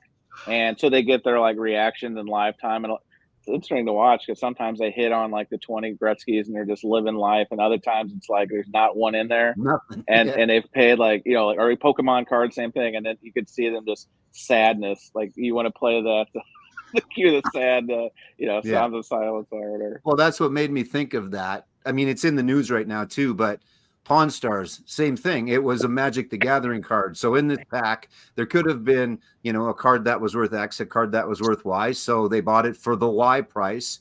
And the guy took it because he had no idea, and it ended up being the X card or whatever. But yeah, so there's lots of ways to get around the sealed thing. It depends on the other person, and doing it online is tough though, right? So John, you got two of those 45s. Look at you. Why'd you get two? One for each hand, or what? Just in case one's like this. Oh, that's actually one to keep. Yeah, that's actually a good idea. Yeah. I don't know. I was looking at the shipping. It's ridiculous. It's probably like something like $4 to send it, and they're charging like $10 to $12 to ship it. So I'm like, you know what? I'm gonna buy two. do you think he's gonna fall? Like has an album kind of waiting in the wings behind it? No, it's just one and done. I don't think he does. I mean, if you think about it, it's been 30 years since a true full-length album came out. Was that River of Dreams? Was that the last one? Yeah, that was it, like 93, I think. Mm-hmm. So if you're going to come out with an album after 30 years, you'd be hyping that sucker. You'd be doing like those little shadow videos where it just, gets people excited and then release maybe a single. I don't think you'd put a lot of hype on a single. You would do it on the album and then put out the single. I don't think he is. Do you think this is going to be like that? So remember when Van Halen got back together with DLR, and they had like the scraps from like their first album or the first early albums, and that's what that song "Tattoo," that's what they put out, and it was a stinker. It wasn't. I'd say it's a stinker. It just wasn't like what you hoped it was going to be. It was just leftovers. Do you think this is the same thing? Do you think this is like some leftover somewhere? No, I don't think he's going to do that. Because you've commented before about Elton John. Elton's telling Billy, "Hey, you need to put out more albums," and Billy's like, "You need to put out less albums, dude, because they suck." So I think he's doing okay financially. That he's still not going to just put out something. He's got that young wife though, right? His wife is considerably younger, so she probably has expensive taste, and it's sitting around the Hamptons probably gets a little tail. Well, the last single he put out in 2003 or whatever. It was like 2 years before he divorced the really young wife at the time. He put out that all my life, and it was like a Frank Sinatra sounding song. Oh sure, yeah, it's crooner deal. Sounded like Frank and did the punches like Frank, and I'm like, what are you doing here, man? So hopefully this one can be a little bit different. There's got to be a reason why he decided to put one out. Now the Grammys are going to be on next week or something, and he's scheduled to perform at the Grammys. So I wonder if he's going to do this song. Really? So it's going to be, it's interesting. It's fun. I haven't heard it yet. I'm not going to get all my hopes up yet, but I think he's gonna take his time with it, and isn't that kind of crazy though? The Beatles have a new song, the Rolling Stones had a #1 album, and Billy Joel's got a new song all within like 6 months. Like, what the hell's going on, right? Yeah. Hey, if you tell me Tupac's alive, I'm gonna believe it. Did you see that thing on Facebook? Did you see that thing that people are sharing on Facebook? They're saying that the average age of the people on tour. That's wild. Everybody's like 75 and up. It's great. Yeah, these guys, they were not supposed to live this long. Yeah. Vampire blood, something else, I tell you what. Yeah, that's exactly it. Yeah. Yeah, they got that stuff in bottles. Yeah. So as a fan though, would you like to see a full album? Would you like to see like what Elton did with the duets with the Dua Lipas and that of the world? No. Oh, would it depend on who? No, I don't like that. They mashed up those songs, and I know all 3 of those songs in that Dua Lipa song, and they're good songs on their own, but yeah, it didn't make sense. The lyrics didn't even make sense together. It's just because it sounded good melodically, I think these guys, in fairness, like they chase ghosts, right? And that's what I thought was such an outlier to the Stones album, because working with Andy Wood, who's a pretty hot contemporary producer, really kind of like freshened up their vibe. It was still them, but it sounded contemporary, so it was true. You know what I mean? So that was, one of my albums of the year. I was pleasantly surprised. I was expecting it to be a turd, I'm going to be honest with you. Because the lead single was good, but it was very basic, right? It was just like, simple chord structure. It's just like, okay, hopefully this isn't the best song on the album. And there are some good songs on the album. Even the song they did with Maka was good. And it's so pleasantly surprised. So to your question, Joe, I mean, I would like to. It's just been 30 years, like you said, John. Like it's just hard for me to think. And the last thing you want to do is them to do a bunch of covers and standards, like a lot like Rod Stewart did. No, not knocking it. It's just like, all right, dude. It's like, well, Rod Stewart did is good, but it's not Rod Stewart. But I mean, it is Rod Stewart, obviously. But I mean, it's not what you want from Rod Stewart specifically. It's like the Time not so much anyway. No, you're exactly right. It's like the Time Life thing. It's like, oh, hey, I'd like to keep making some money. Oh, I'll just go into the studio for a week and sing some standards. Yeah. And then we'll put an ad out late at night with an 800 number and get people to buy the CDs that you know what I mean? It's same thing with the Elton John stuff. Like the Elton John Going Away tour came through St. Louis, which is not really a music hub anymore, twice. Oh, it's my final tour. I was like, hang on a second. I thought you were finally gone 2 years ago. He's coming back through. I'm like, it's like this. It's the longest farewell tour ever, and that's what I mean. I just changed the host thing. It's like I get it. They learned from Cher. Oh, no kidding. Yeah. Based on the pictures, on a lot of the pictures on my wall, I can't talk about reunion tours that go on and on and on and on, because honest to Christ, I have a concert ticket from 1997 that is the farewell tour for Kiss. In 1997, or no, that was the comeback. I think it was 2000 was the farewell. So, but no, I think when they offer them so much money, it's like you can't. For sure. I mean, this is like generational wealth. I gotta take it. Well, and it's the ego too. Like you hear these guys talk about it's there's nothing that measures to standing in front of a live audience that loves you. Especially, I mean, if you can, Stones are selling out like football stadiums still, and that's the drug. Well, again, it's part of their identity. I mean, it's them. You know what I mean? So when they give that up, I mean, some people give it up and they just don't care anymore. But I mean, you give it up and you miss it. Right. You just I know what that's like to be on stage and have people like going nuts. It's like. It's the best high in the world. There's nothing like it. Even and I was a backup singer for a lot of big people, and even as a backup singer, it's the energy that you get. It's like nothing.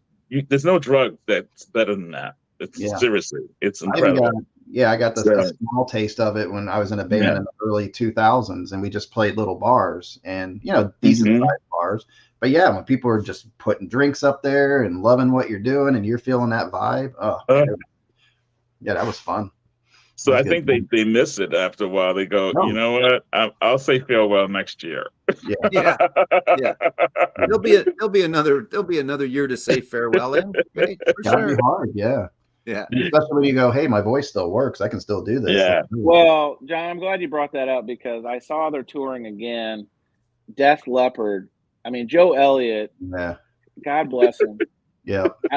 The guy has no voice. I don't know how they're selling out these venues, and he has to be using backing vocals at this point because it's wretched. It is an embarrassment. Yeah. And I mean, I don't know. I'm lost for words because like how your ego lets you continue to just you got to hear yourself, bro. Like you're look at Vince Neil with Motley Crue. He's sweaty Vince. I mean, oh boy, like they got rid of they tried getting rid of him years ago. Remember they had John Corabi come in and that was a disaster. So now they're going to get rid of Mick Mars because that's the problem. Is the guy who can't move. Mick's the problem. Yeah, Mick's the problem. Meanwhile, you got Vince forgetting the words. Like some of my favorite YouTube videos last year were them back on tour. Remember they signed the blood oath. We're not going to tour anymore. But wait, we got ex-wives we got to pay. And so they're back on tour, and then Vince doesn't even know the words. You know, like watch those YouTube videos. It's like a big mumble fest because he's just mumbling something that sounds like the words. It's an embarrassment, bro. Like, hang it up. Yeah. Sam brings up a good point. Gene's already planning to go out just with somebody else instead of the main guys. He's kind of still be a little bit of Kiss. So yeah, a touch of already soft kiss. Smooch. They're gonna call it smooch. Well, that's better than this Avatar nonsense that they're trying to do, where they're trying to like. I mean, you want to talk about it like you want to talk about trying to really scam your audience. Yep. Who's going to pay $50 to go sit in an arena and watch like a cartoon? Like, I'm sorry, that's some nonsense. Like, I know the people that will go to like the planetarium and watch like Pink Floyd, you know, like with the lights. That's a little bit different. This is they've got some cartoons, and all you're doing is hearing like literally a CD play, like, and they want arena money for this. Like, piss off, man. Yeah, there's no way. Yeah, Harry brings up a good thing here because there's a couple experiences I have where they do that. Like I have one album where they took some Roy Orbison songs and added orchestra. And it didn't fit. It's like the glue was coming off. It didn't gel. It didn't gel. And then Def Leppard, talking about Def Leppard, they had one come out last year where it was an orchestra, right? And to me, it just didn't work. It wasn't like Metallica. Like Metallica's.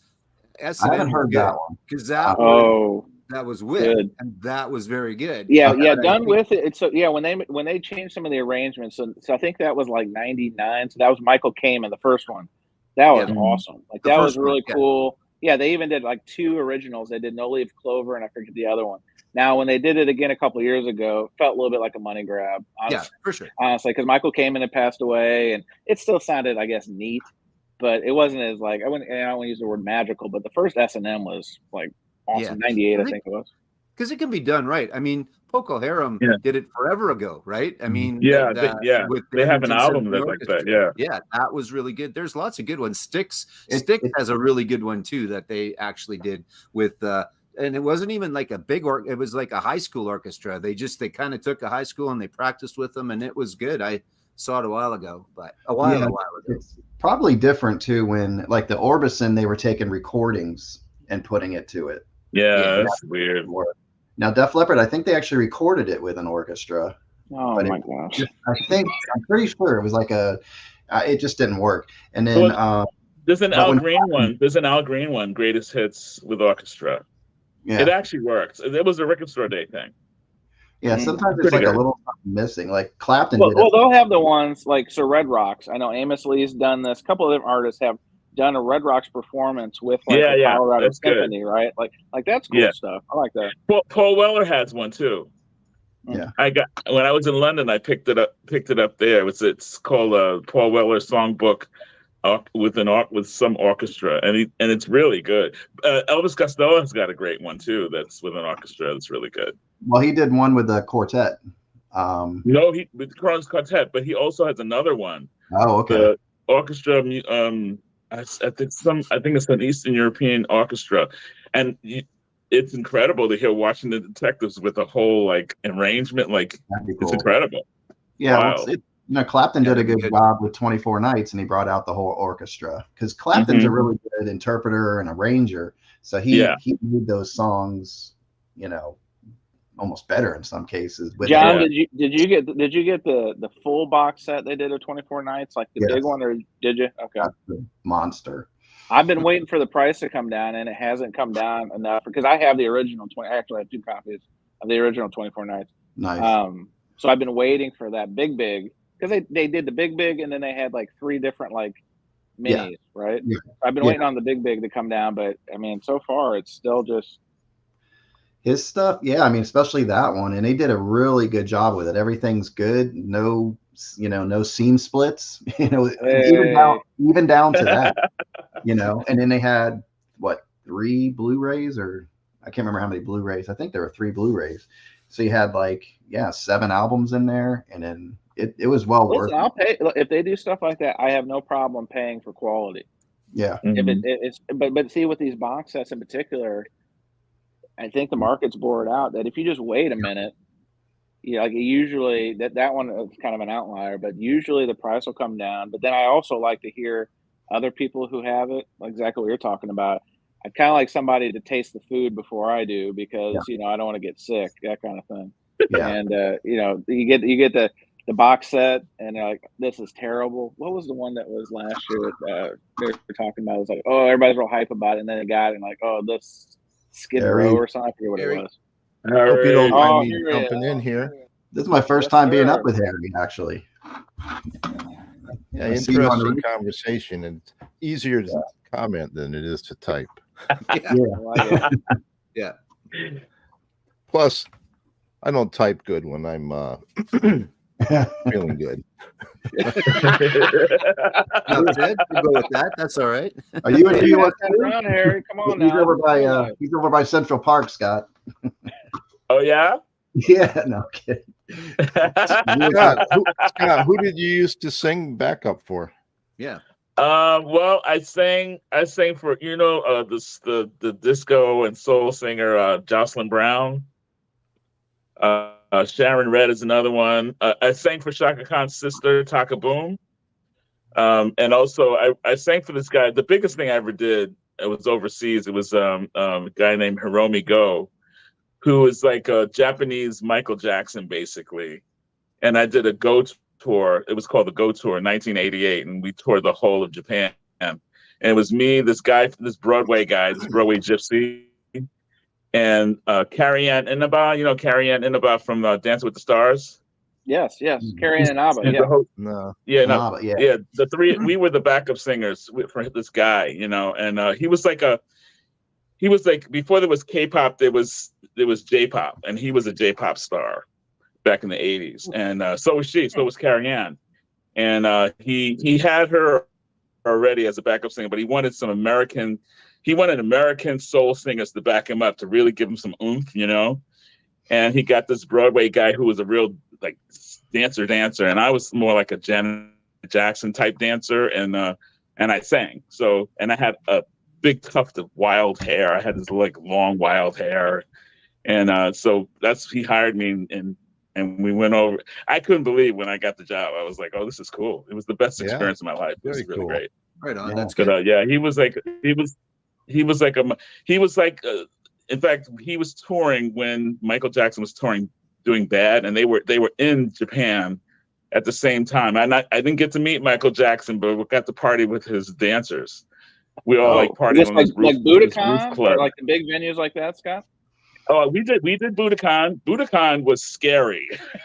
It's huge, and I don't know if anybody's ever been on stage. I mean, when you're on stage, when there's thousands of people in the audience, like thousands of people, the rush, when the lights go up and the sound of the roar of the scream, I wanted to run off the stage. It was so scary. I mean, that's how scary it was. And they weren't screaming for me; they were screaming for him. That's how I feel when I premiere YouTube videos, Scott. Is I feel the same way.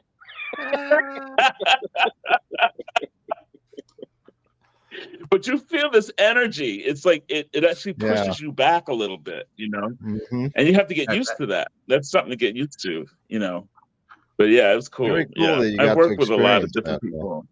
Yeah. Yeah, and I did a lot of demo work and stuff. I've worked a lot in studios, did a lot of backup singing in studios and stuff like that. So yeah, I still do a little bit here and there. But, here I am talking about playing a dive bar in Clearwater, and look where you're playing. Oh yeah, this guy's been to Budokan, and John's playing the bigger jigger. Hey man, I played in front of 25 people. Yeah. All right. Well, I had always played clubs before that, like clubs in New York. But then, and I remember a Cheap Trick Budokan live album. So when we get the itinerary and I see Budokan on, I'm like, no. So like that was when we got there, I was so excited. I was like, this is cool. Cheap Trick was here. Yeah. And the Beatles. So it's good. Yeah. And at the time the Beatles played, that's one of the best live shows that's been bootlegged, because the crowd didn't go crazy. They just kind of they're always very controlled in Japan. Yeah, and they didn't know. They're very polite. Yeah. Japanese audiences are very, very polite. Yeah. They clap very politely, and What's that? Is it a good copy too? Like I get, as soon as you started talking about it, it was like, that's going to actually, you're not going to hear all the screaming because there wasn't any. And it's recorded. There's videos of it out there with really good quality picture and audio. That'd be great. That's got to be like the next thing they're going to release at some point. Yeah, I'm surprised they haven't released that. Sorry, I didn't mean to bring up the dreaded Beatles. You got to bring up the Beatles. Come on. Yeah. Who would be the most famous musician that Scott has met? Who's the most famous person? Well, we've all met famous people. I think we know Scott. I met a lot of famous. Well, in that tour, I met Kylie Minogue, Bananarama, and Miles Davis was on my plane. I was on the plane with Miles Davis, and I went up to him, talked to him for a few minutes. Oh wow, Miles Davis, he was very cool. Winner. I was nervous because I was. Yeah, that's it. You're done. I had to do it because my father loved him, and I said, my father, and who's the other one? Whitesnake. I was in the elevator with Whitesnake. Oh, they were very nice. Yeah, they were very nice. They're very proper. They were very nice. Yeah. Nice guys. They were in my hotel. Yeah. Well, that beat me meeting Marky Ramone. I think Scott went this round. I'm trying to think who. Well, I've been around the music business for a long time, so I got to meet a lot of people. Who's that? Yeah, this was me when I met. I'm not in the picture, but he was a true gentleman too. Let me tell you. Poor Chris was looking rough. Great songwriter. Yeah. Well, Harry, you've got autographed books and stuff, right? Like I've seen you. Yeah, it's cool. Yeah. Oh wow. Yeah, I don't do it anymore. Yeah. Matter of fact, it's getting to the time where I need to part with a lot of this stuff, so I have been slowly. So I got a question for you, Harry. So back in the day before the internet, like how would you get tipped off about? Would it just be as simple as waiting outside of venues when these artists were there? Well, but most of my autographs I got around 97 to 99 and maybe the early 2000s. But what we had is there was a group online. We were all autograph collectors, and we would share success stories of people who did sign through the mail. So then we would trade addresses, and I would send the records to them. And I just send them the jacket, not the record. And I'd always include money for return shipping. And I would just say, if you could please sign this, I'd appreciate it, and just put it back in this box and send it back to me. And a lot of people did. I only ever had one record that never got returned, and that was Bo Diddley. I sent it to the Fillmore. I knew he was going to be playing the Fillmore, and I sent it there to his attention, but I never got anything back. So, and so what were some of the names? Album too. What were some of the names that sent them back? Olivia Newton-John, Tori Amos. That's cool. ZZ Top. I wrote to Ringo and requested an autograph. Took 1.5 years, but I got it back. Yeah, I did get one back. Back when he was still signing through the mail. That's awesome. Yeah, I mean, so many. Well, just that they returned it the way that you sent it to them is pretty cool. The thing with Tori Amos, though, let me show you what she did. Uh-oh, if you're pulling out a pair of panties, Harry, I don't know if this is... Did she kiss it? Did she? No, I sent it to her in a box, and like I said, I don't send the records. So she folded it in half. Oh no! And then folded it again, and then put it in like a little manila envelope and mailed it back to me. Well, it's been personalized. Oh my god! Yeah. You know, I mean, cool why? She had the box. Yeah. I don't know. That's kind of cool. I don't know. Yeah. Anyways, you know, but the problem is, you know, when you get them through the mail, there's always a chance that it's somebody else signed it or whatever. Sure. But we would share stories on, you know, people that we knew were legit. I got Gordon Lightfoot. I would always send a couple of records, you know, and then like Olivia Newton-John said, she signed one album in 145, and she says, and she sent the other records back, said, I only signed one item of each. Mm. You know, that's that was fair. Yeah, that's all right. Yeah. That's good. Yeah. You know what? I actually got, this is true, and I gave it to somebody. I got a letter by requesting an autograph from the Dalai Lama, and it came from India. Wow. Yes, it was real. It was a little photograph, and he signed it for me. Oh, holiness. Holy wow. That was pretty cool. Wow. But I gave it to a gal that I know. That's pretty cool. Yeah, we always, you know, Nadine from Soul Disco does that now. She does that a lot. I sent Nadine a big framed Mary Wells thing that I got from Casino in Las Vegas. Really? Yeah, she hasn't got it yet. Oh, she must have lost her mind for that. Well, she knew I told her what I had and asked her if she wanted me to send it, and she said, "Yeah, please." Yeah, I gave Sam St. John an autographed Monkees album. Oh yeah, everybody except Mike. Wow. Yeah. Yeah, so it's fun. I mean, I love doing autographs. It's just. But you said you're going to get off of some of them now, Harry. Is that what you're saying? I mean, how do you do that, or what's the thinking behind that? I'm going to do what? You said you're going to kind of like whittle down the collection. Did I hear you say that before? Yeah, I've put a few on eBay. Every now and then I'll send one to somebody, you know. Do people ask for COA? Sam was a big Monkees fan, and I thought, who better to give it to than somebody like him, you know? Well, that's the thing. Yeah. Do you want to try and find people that you know that it's going to mean something to them, or does it matter if they're going to take it? Right. That's better, right? Yeah. Good. That's good. Send all Billy Joel to Clearwater, Florida. I do have a Billy Joel. Let me show. I'll show you. Let's see. John's not gonna be able to stand up, Harry. You better keep this one. If you have a Sade, no. Requests. Believe it or not, I had a Donald Trump. I had a Trump, and I sent it to Rachel. Send it to Rachel. Yeah, that makes sense.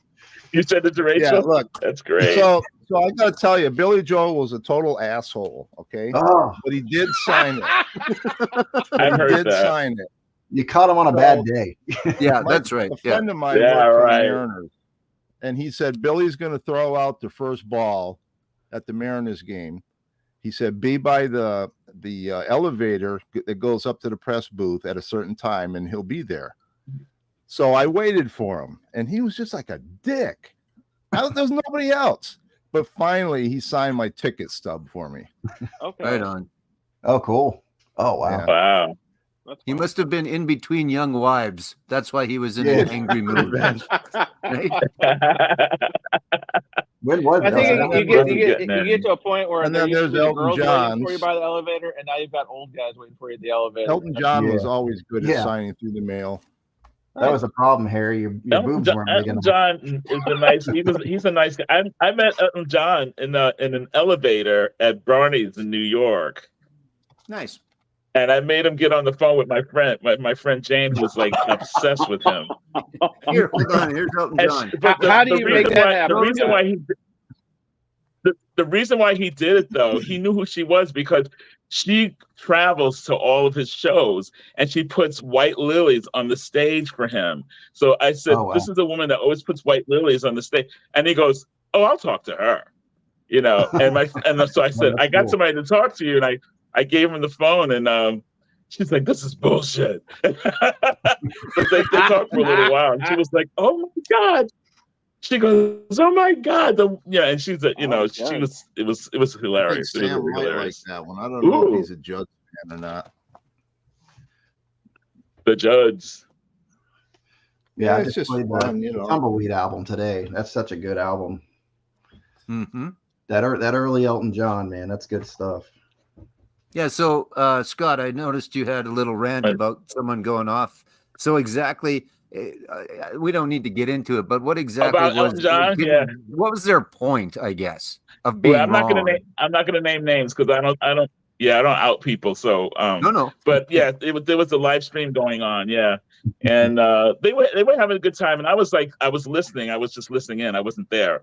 I wasn't on screen. I was just listening and having a good time. And then one of them started talking about Wimp Rock and talking about certain different artists.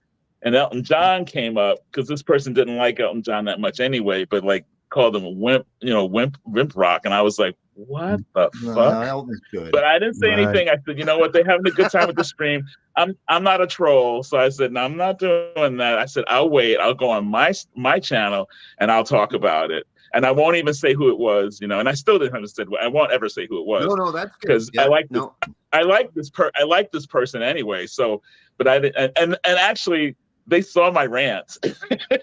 This person saw my rant and actually commented and said, he goes, touche, my bad, blah blah blah. You got it. That kind. So we're cool. But I was like, really, like, no, you cannot call that dude a wimp. No way.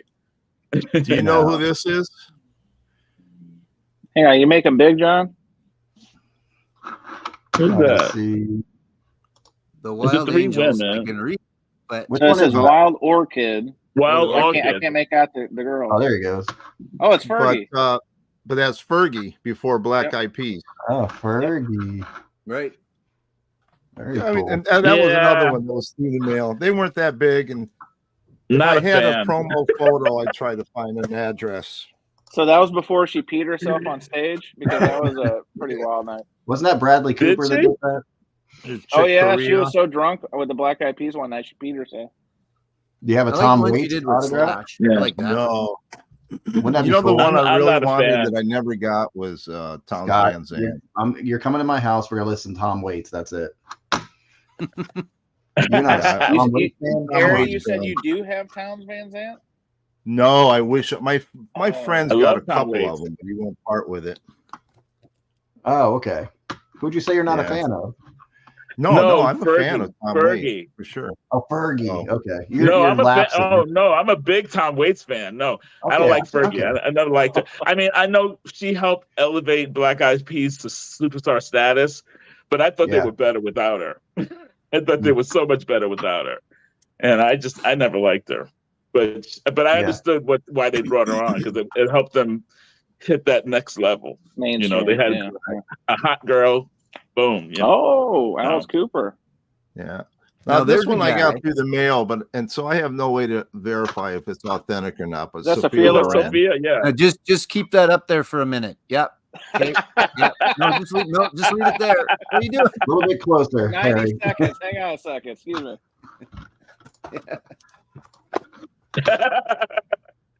That's still one of the best That's shots. a beautiful woman, I'll tell you. Yeah, for sure. Her and Jane Mansfield, that one where they're having dinner and she's kind of giving her the side eye. That one's always good. There's Ralph Stanley. Yeah. I saw Ralph Stanley in Tampa years ago. He was really good. Oh, I forgot I had this one. Oh, okay, hold on. Dude. Oh, Billy Joel. Okay. Oh, Billy. And this I asked for through the mail, so I don't know if it's auto pen or what it is, but it was the signature looks a little different. Yeah. That's a good shot. That's a good shot too. What's going on there? Same here. This was through the mail, and I have no idea. What the hell? Yeah, nice signature, huh? Is that in Japanese? What's going on there? don't know. Who is Harry? Who is the worst of the worst? Like, what's the worst experience you've had in person with an autograph? Don't say Billy Bob Joe. Dylan. Bob Dylan, for real? Bob Dylan. He was a fucking dick. A lot of people have had bad experiences. A lot of people have bad experiences with Bob. I did not get an autograph. Never meet your heroes, man. Never meet Merle your heroes. Haggard. Yep. Yeah. Johnny Cash. I never saw Johnny. I wish I had, but. Yeah. The closest I came was my mom saw Johnny Cash. So I'm just going with that, like 1 degree of separation. Yeah. I like this right here. Then, you know, I gave the Monkees to Sam because I have all their signatures, but there's Mike on a card and there's Peter on something, and then I got Davey, a couple with Davey on. Okay. And then there's Sam said he had Mike as well, right? So and then I'm getting Mickey. And Mickey. So it was okay giving him that Monkees one because I've still got an autograph from each of them. Yeah. I like this one. Tom Waits autograph is just a cigarette pressed on your shirt. That's like that's so good. And do you know who Little Steven is? Yeah, from the E Street Band. Yeah, I got a Christmas card from Little Steven one year. What? Oh, that's cool. That's awesome.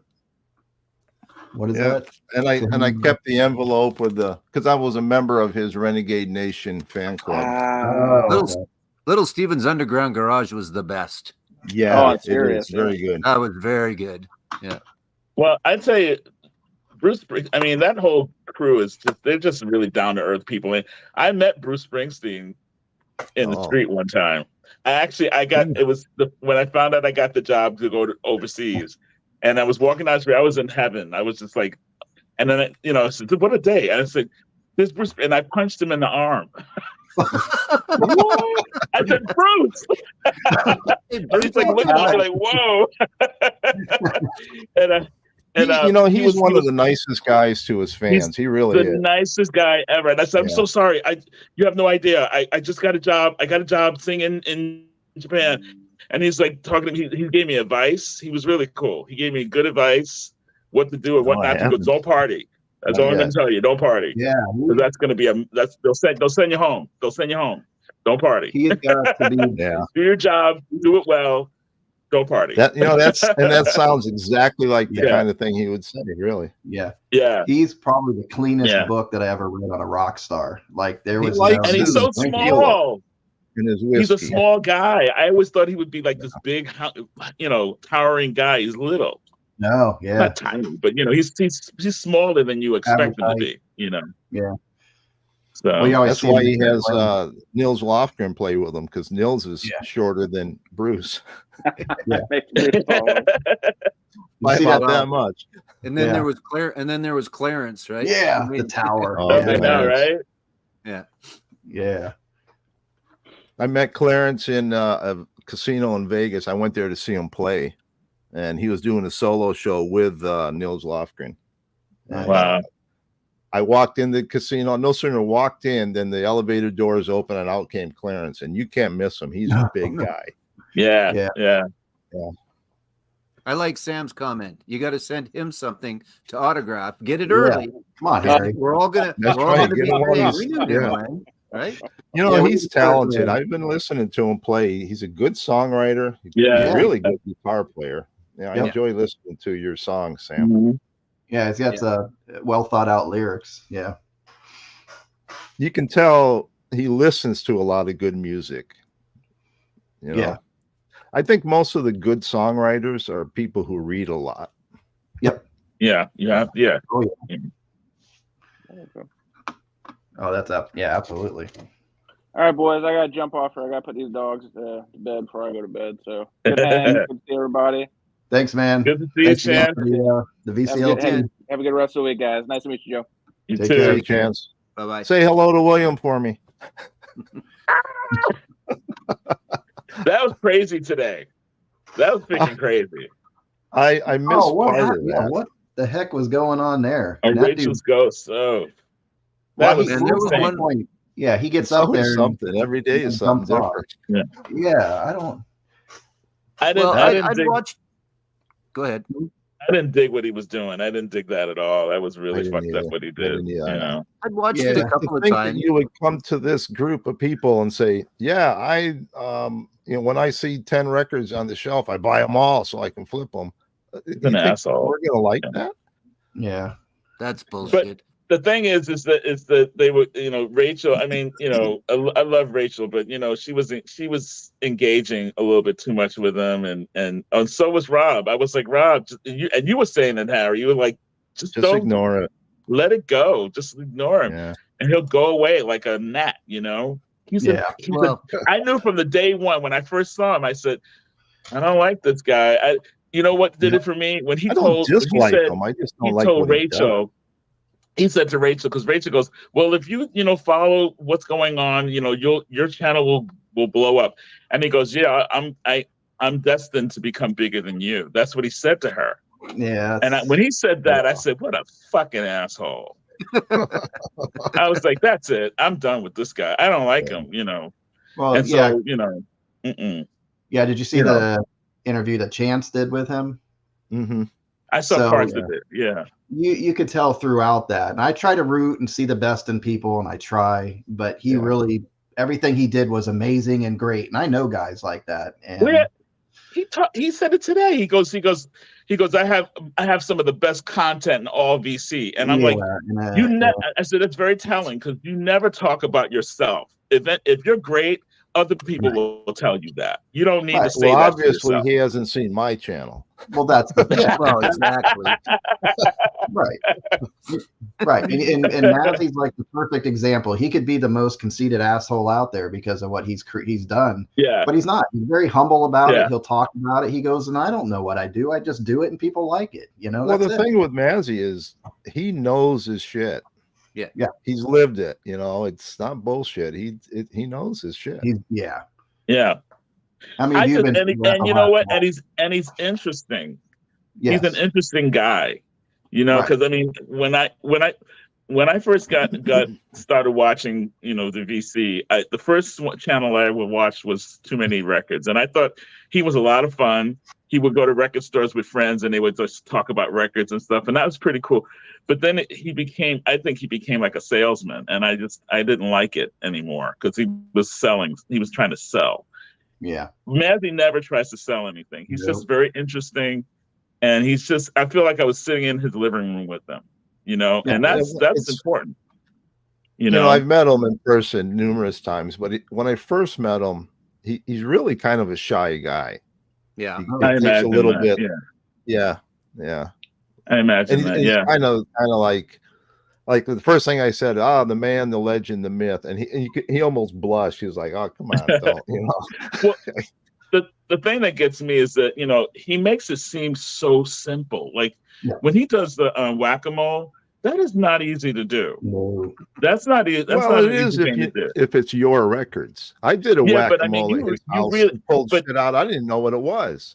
Yeah, but the detail that he goes into, it's almost like it's scripted, and it's not. You know what I mean? I mean, he knows a lot about every record that he pulls out. Every once in a while he stumps himself, but overall, that's not easy. No. Well, he's lived it's pretty it. impressive. Like I say, he's worked in record stores. He's worked for labels. I mean, it's been his life. More than most people.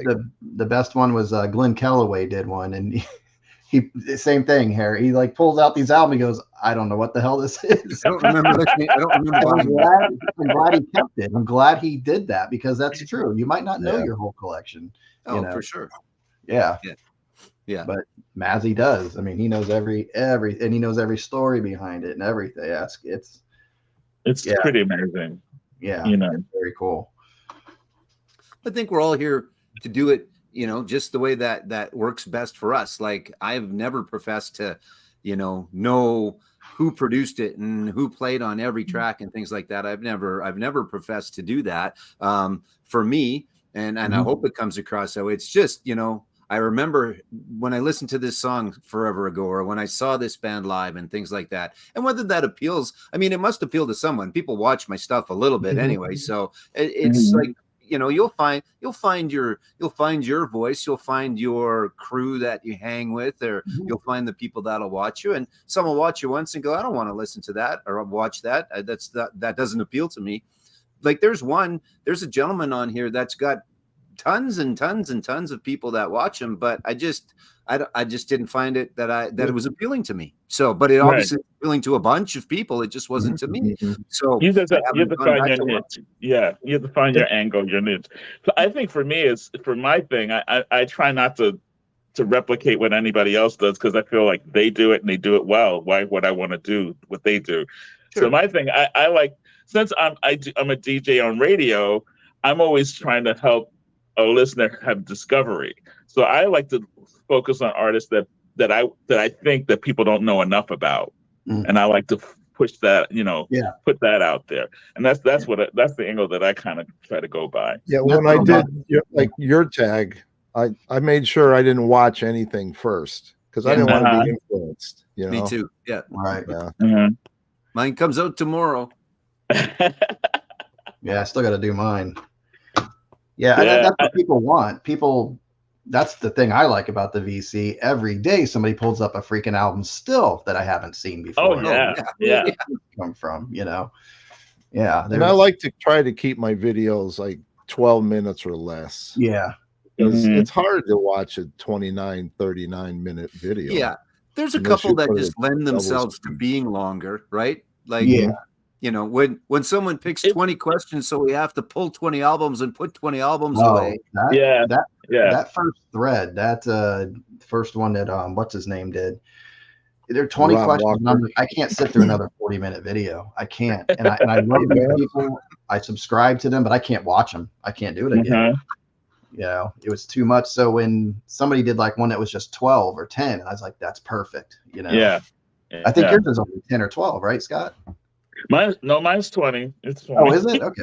Yeah. Somebody has great. Thanks, man. Now I got to do yours. Well, most of the 20s are not that good, but that one was good. Yeah, that one was awesome. No, I'll be honest. Right. It wasn't the content. It was just I can't do this again. Yeah, I know what you mean. So I gave it time and ended up making my way through it. But it was like, man. But the thing I liked about doing the tags was it really made you stop and think, oh, okay, now what have I got that will answer this question? And then sometimes you would have multiples, and you have to pick the one that would you like the best, or you wanted to talk about. Yeah. That's why I decided to do the prog one, because I didn't think I'd be able to do it, and Alex was like, just try it, and I was like, I don't know. And then I realized, I said, oh, that's prog. Oh, because I never was really into, like I was telling you, John, I was never really a prog guy, like you said, so. But I didn't realize that I was into prog more than I thought I was, So I was like, oh my God, I have that. I have this. Oh, that's prog. Okay. When Emerson, Lake and Palmer came out, I bought their first record. I was in high school, and it never occurred to me that this was prog or not rock or what. It was just music I really liked. Yeah. Something different. Yeah. Yeah, I don't know. Well, I think I'm going to say goodnight as well, gentlemen. Yeah, I might close it up. Yeah, this was good. I'm glad you guys got on here. Thanks for letting me pop up here. Yeah, I'm just in the garage. These are great. Like these conversations, it's there's been 4 or 5 or 6 of us, but yeah, it's always been great. I'm going to try something next week, and I hope you guys will come and join in and tune in and stuff. I'm going to try and do a show every Tuesday night about concerts and the concerts that we've seen and stories about going to. Yeah. Okay. Yeah. So, because I also like your 5 thing, your five connectors. Those 5 things are really got me on that other one. I'm looking forward to more of those. Yeah, I'm enjoying it. I did not realize the dog one at all. I was just like, I did not connect at all. I felt so stupid. I was like, oh shit. Well, and that's the funny thing is, as soon as you held up the Stooges album, first thing came to my mind is, oh, I Want to Be Your Dog. I like that song. Yeah.